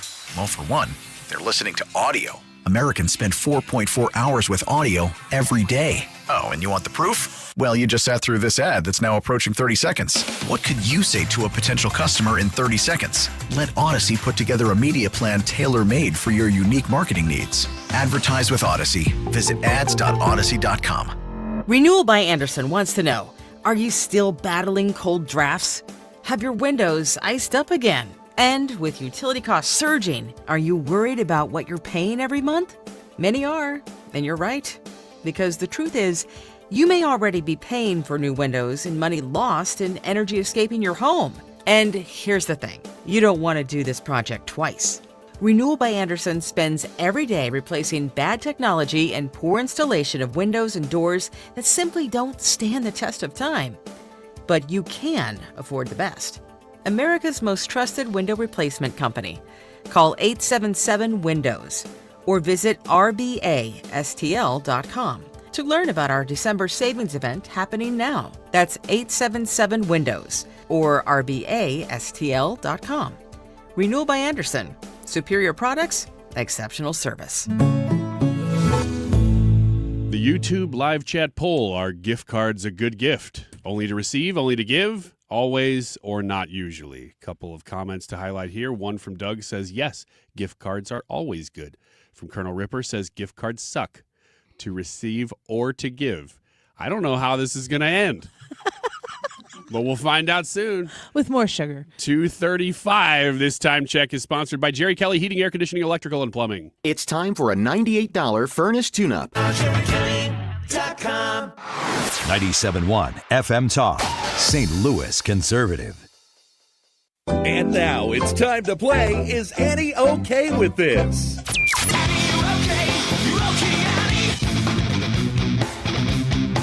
I need to interject here before I hand this over to Trisha, who is in studio with us. Hi, Trisha. Hi, Annie and crew. There is an update on the Brown shooting situation, and the suggestion is that there might be a connection between, they have identified a suspect, and there is a potential connection between the Brown shooting and the MIT shooting. Really? Yeah. So we'll watch those details. It's kind of a brand new piece of information, a Fox News alert that just came through. So stay tuned for that. We'll cover it as that information. I think they're supposed to have a press conference soon. Maybe that Reardon Show will definitely be paying attention to it. So I would be okay if they found this guy and got him arrested. That would be great, especially before Christmas. Trisha. Hi. Hey, everybody. Do you like to pump gas? You know what? It doesn't bother me at all. So Even you a do little it. bit. Yeah. So you do it. Mhm. Okay. The stream, the comments coming in on the text were frequent and split. There were a few that agreed and a few that disagreed with me. It's weird how passionate you are about this. I would almost say angry. Yeah. A little hostile. Let's just take me out of it. It's really only about only you. about and just create the circumstance in which people are weighing in on, which is split. Mm. And I think it probably is a gender split. Not totally sure about that because I can't tell. I appreciate it when I don't have to when it's freezing, but otherwise I don't mind. Oh, we all appreciate that. I mean, Right. nobody wants to stop when it's freezing cold. but- Right. My husband wants to do it for me. He Well, he's the kind best. of him. He's the best person in the world. Chops wood. Sounds a little sarcastic, but Pumps gas. Well, 0 Jared- degrees outside. He's outside chopping wood with his shirt off. got to keep us warm in the house. I guess that's the only way to do it. It is. Unless you call Air Comfort Service. Hello. Trisha, get control. of Man your dies. segment. This isn't going to get better. Okay. Man dies of rabies after receiving kidney from organ donor scratched by a skunk. Oh, no. Whoa. That's so sad. This is a terrible story. A Michigan man is dead after contracting rabies from a kidney transplant from a deceased donor. The man initially recovered from the transplant but started experiencing symptoms 5 weeks later. After he passed, tests revealed the presence of the rabies virus in his body that was traced back to the donor who had a history of a skunk scratch. What a roller coaster for that family. Word. The CDC emphasized the rarity of such transmission events in relation to organ transplantation. Annie, are you okay with skunks? Are there two options on this? Oh, man. No, I am not. What if they've been defanged? Or you know what I mean. It's not really their fangs that I'm worried about. You know, they take that gland out of their butt or whatever. Is there anything grosser than thinking about a butt gland? You want to try? No. I'll take it as a challenge. I know you will. No, skunks are the worst. And I've said this before. I think you said that I don't know if your kids are the same, but my kids think that skunks smell like weed. They don't think weed smells like skunks. Yes. That's super annoying. Yeah, that's society. Okay. All right. That's society. Another terrible story. Harvard morgue manager. Do you know what your job is on this segment here? Well, this one he sold body parts. He's going to jail. Okay. Ew. Harvard morgue manager who sold body parts gets 8 years in prison. A former manager of the Harvard Medical School morgue in Boston was sentenced to 8 years in prison for stealing and selling body parts. Oh, no. Authorities say the man shipped brains, skin, hands, and faces to buyers after cadavers donated to Harvard were no longer needed for research. In court, he expressed regret. Okay. Who's buying? Progress. Who's buying this? Apparently wealthy. There's some weirdos out there, and apparently they'd buy body parts to like display. What? Whoa! Gosh. Mm-hmm. Now that's the story. Is this from CareerAddict.com? It's from your tango. My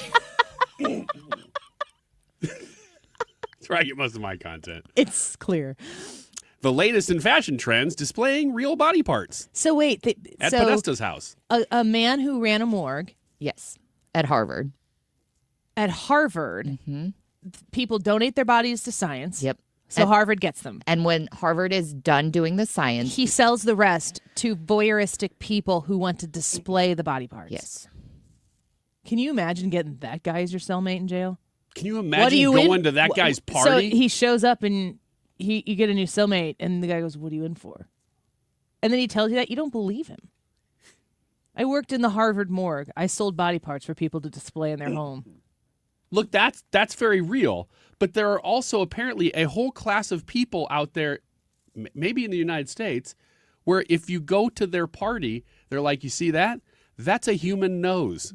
Just in their house. And they're not in prison. They're like, isn't that cool? All my friends are going to love this. Is it legal to own body parts? Why is everybody looking at me? I'm just telling the Harvard you brought story. it up. Your show. I can't imagine that it is legal to own these specific body parts. Did it say what kind of body parts they were selling? Skin, brains, hands, and faces. Faces. That's Full so faces. Oh, you probably got to keep that behind the curtain. So if people just walk in, they don't see it, but then you go, look, you pull a little rope. Annie, are you okay with Harvard? Not right now. Not a big Are fan. you okay with Harvard? After all that. Yikes. Harvard's a little out of my league, so this is pretty much what I know about them right now. Your league being the Ivy? Yes. No, my What's league Harvard not known being the for? Ivy, This. as is them being out of my league. I don't know. Not icky. That's so gross. Play out. Make it in. Moving Let's on. dwell on that one a little longer. What else you got for Less us, Trisha? depressing, but still gross. Massive rat spotted running through airplane forces cancellation of vacation flight. Oh, you're on a roll. Passengers traveling from Amsterdam to the Caribbean spotted a rat running through the cabin. Did you This- say anything? You're like, just Heck yes. I said it once in a college class when a roach crawled into a girl's backpack. What'd you say? I stood up. He goes, ah! I stood up in the middle of the class and I was Jumped on the like, desk. listen, I'm sorry, but that girl's backpack has a live roach in it right now because I saw it crawling. What did she say? She goes, me? And I'm like, yes, you. Were you telling the truth? You trying Yeah, to get a no, date? it was real. But it was like one of those stadium seating rooms. You know what you do? You say that, and then you're like, I'm going to get it. And you go in and kill it for her, but there's really no roach. And you just like squish it with a tissue, and you take it and throw the tissue away. And then you ask her out because you're her hero. And then you get married, and then she's like, I'd like you to pump my gas. And you're like, no, do it yourself, Heck woman. no. Don't do that kind of crap. Just point out roaches. That roach wasn't even real. Yeah. Who's the sucker now? Pump my gas. Swish. Wiggins for 3. I've been waiting 20 years to tell you that. Well, anyway. Anyway, this happened on a KLM Royal Dutch Airlines flight headed to Aruba, where it was then supposed to continue to the island of Bonaire. The second leg of the trip was canceled so the plane could be cleaned. An employee caught the rat and was bitten on the hand. Oh, man. Terrible. Rabies did it. Annie, are you okay with rats? No, I don't know. I'm trying to think if I've ever seen a rat in the wild. I've been in New York City, so you'd think that probably I would have. But I can't. Mice. I don't want to see a mouse. I don't want to know that a mouse is rooting around in my domicile. But a rat, they're so big compared to mice, and they kind of have the art of surprise to them. Like, and they're so big and their long, scraggly tail, very gross. But I'm trying to think if I've ever had an encounter with one, and I can't think of. You have? I've never seen one out, but I've heard them. How do you know it wasn't a mouse? We were in New Orleans with my wife, and she used to live there. Yeah. And so we were down by, I guess, where the water is in the French Quarter. And she goes, it was kind of quiet. And she goes, you hear that? And I'm like, oh, man, yeah, I hear something. What is that? She goes, those are the rats. Oh, my Never gosh. saw them, did hear them. My brother had a pet rat. This white got out, and they lost it for like 3 days, and they found it behind the toilet, dead from eating a tube of lipstick. That So it's a white rat with now red all that over is a its great face. story. That's a good story. It's Sounded probably a like lot- Ryan's dream yesterday, but shorter and better. At least the rat was probably beautiful for its funeral. Yeah. Mail says if someone came to my house and I had a nose displayed and they asked, whose nose is that? I would say, nobody knows. I'll allow it. Thank you for the comment on YouTube. That was good. And man breaks world record singing Christmas songs for 42 hours straight. I hope he's proud of himself. I hope his parents are too. A man, he's actually 63 years old. A man has broken a Guinness World Record after singing Christmas tunes for 42 hours without losing his voice. He sang everything from Mariah Carey to Wham. He actually chose 38 songs. Which That encompasses a lot of bad songs. Everything. Any good ones? 38 songs, which he repeated 18 times, each making a total of 684 songs. What do you do after you've accomplished something like this? Nobody's asking, like... How do people know that you have accomplished something like that in your life? You wear a shirt. I sang Christmas songs for 42 hours for the Guinness Book of World Records. Ask me anything. Annie, are you okay with Christmas caroling? Yeah, I like Christmas caroling. I was thinking about this recently when I was in grade school, went to Trinity Lutheran in Edwardsville, and we would always carol to the nursing homes that were around.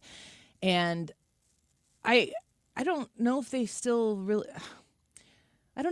do that, but it was always a really important thing. I realized after the fact how important it was to have kids come in and sing to these people who are spending their holiday in the nursing home, just throughout the course of the day, to have those kids come in and sing some basic songs. I remember what the book that we sang out of looked like. Like the pages were browned from over time, and they sit in storage for 11 and a half months, and then they come out and you sing, and then they go back in storage. But I used to love doing that. Still could do it, I guess, but haven't in a long time. Do you go caroling? I did once or twice when I was in... During Christmas? Early high school. That was the middle of June. Nobody was home, so we just... Stood on their porch singing Uh-huh. to nobody before ring cam, so nobody even caught it. My son and his buddies, they're 15, all went trick-or-treating. They got really dressed up, and they went trick-or-treating. And they said, when my son got back, he goes, we were talking about we should go back out, we should go Christmas caroling. And how would you feel if you got a knock on your door and it was a half a dozen 15-year-old boys singing Christmas carols? If they were really good, I would think it was good. What if they weren't good, If they but they were just giving sucked. it their all? Would you tell them? I would really try to read their faces to see if they thought it was a joke or if they were trying. Brian, if it was a joke, would you not appreciate it? No, I wouldn't, because I'd be like, oh. Because you don't think you're things are funny? 15. Out doing some pranks. Go do it to somebody else. Knocking on your door and singing you jingle bells and not doing it well? I guess You'd say run along. I guess I think that was kind of funny. I don't know. Really have to read them. Really have to see. Where's your heart in this, boys? I'd probably ask them. I told them they should do it. I'll drive them around and do it. They should just ask for some canned goods and then just take them to the local food pantry or something when they're done. I don't know. I was like, what are you going to get out of it? They're like, in true 15-year-old fashion, they hadn't thought that far yet. What are you going to sing? Well, we're not sure. There's not a lot of thought into it, but the moment presented itself and they thought, yeah, we should do that. Trisha, thank you. Appreciate it. Thank you. All right, we're going to answer this question. Trisha, stick around if you'd like to. Are gift cards a good gift? Only to receive? Only to give? Always or not usually? Go vote in the Annie Fry YouTube channel. Leave us some comments in the text. We'll get some of those from Ryan when we come back. Don't go away. You've been hit by a smooth criminal. Well, if you have rats in your home, business, whatever, you need to get rid of them. Point Pest Control, they're the people to call. 636-798-0023. Point with an E, online at pointpestcontrol.com.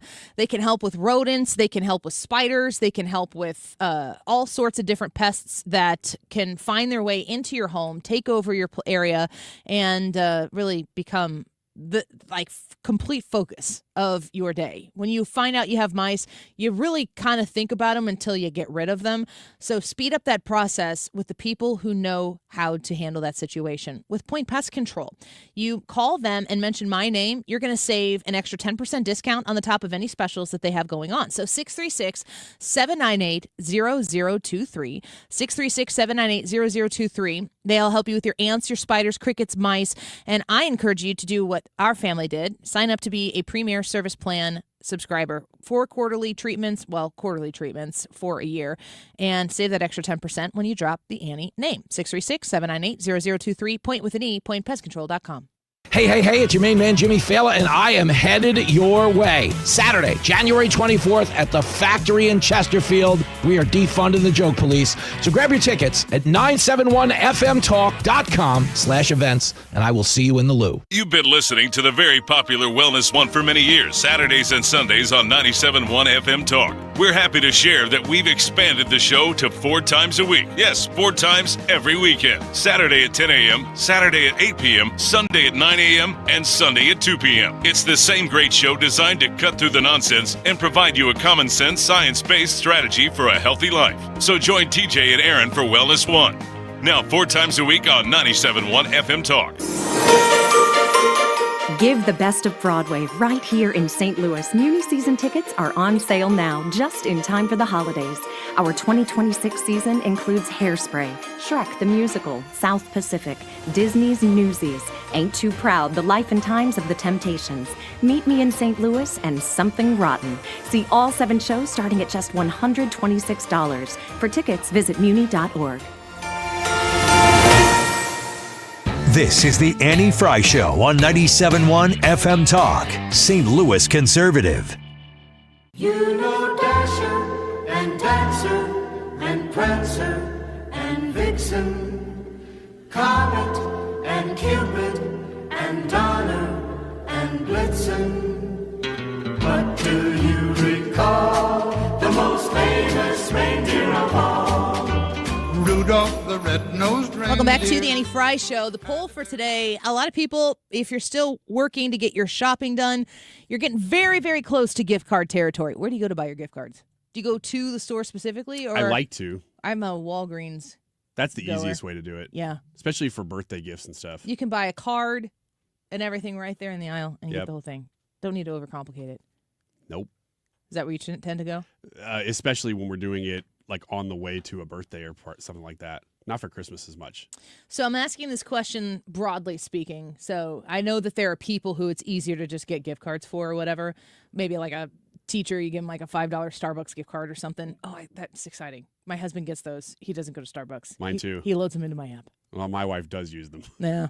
Are gift cards a good gift? Only to receive, only to give, always, or not usually? Brad, what do you think? I think it's always okay to give and always okay to receive them. I don't have any problem with gift cards whatsoever. I mean, it's like you were thinking of me, so that's super special, and like I think that's really what counts. Joe says, a gift card is kind of like today's poll question. Not much thought put into it, but still nice. I said that before the show. So he's right. Yeah. Supposed to admit that. Me or him? You. No, it's true, which is why I would say I think that gift cards are not usually a good gift. Oh, okay. There are people who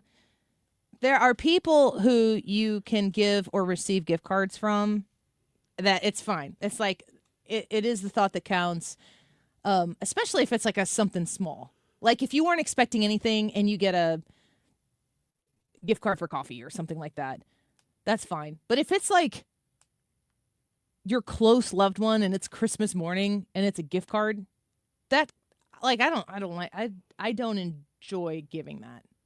Okay. I feel like spend the gift card, find out something that they want to have, so that unless it's a requested thing and maybe they're trying to buy something that's bigger than one gift is going to be able to accommodate, so you kind of pool things together. But I don't know. I just think that gift cards are kind of an easy way out, like this poll. Thank you, Joe. I literally said that before the show. Well, I know what you're getting for Christmas. I would still appreciate a gift card. A gift card. Yeah. To Jelly Belly. Thank you. Yeah, And then if you can't use it. I would actually think that you spent a lot of time thinking about the perfect gift card to give me. I probably did. My answer to this question is only to receive. Because I love getting them. I try not to give them. Yeah, that's what kind of.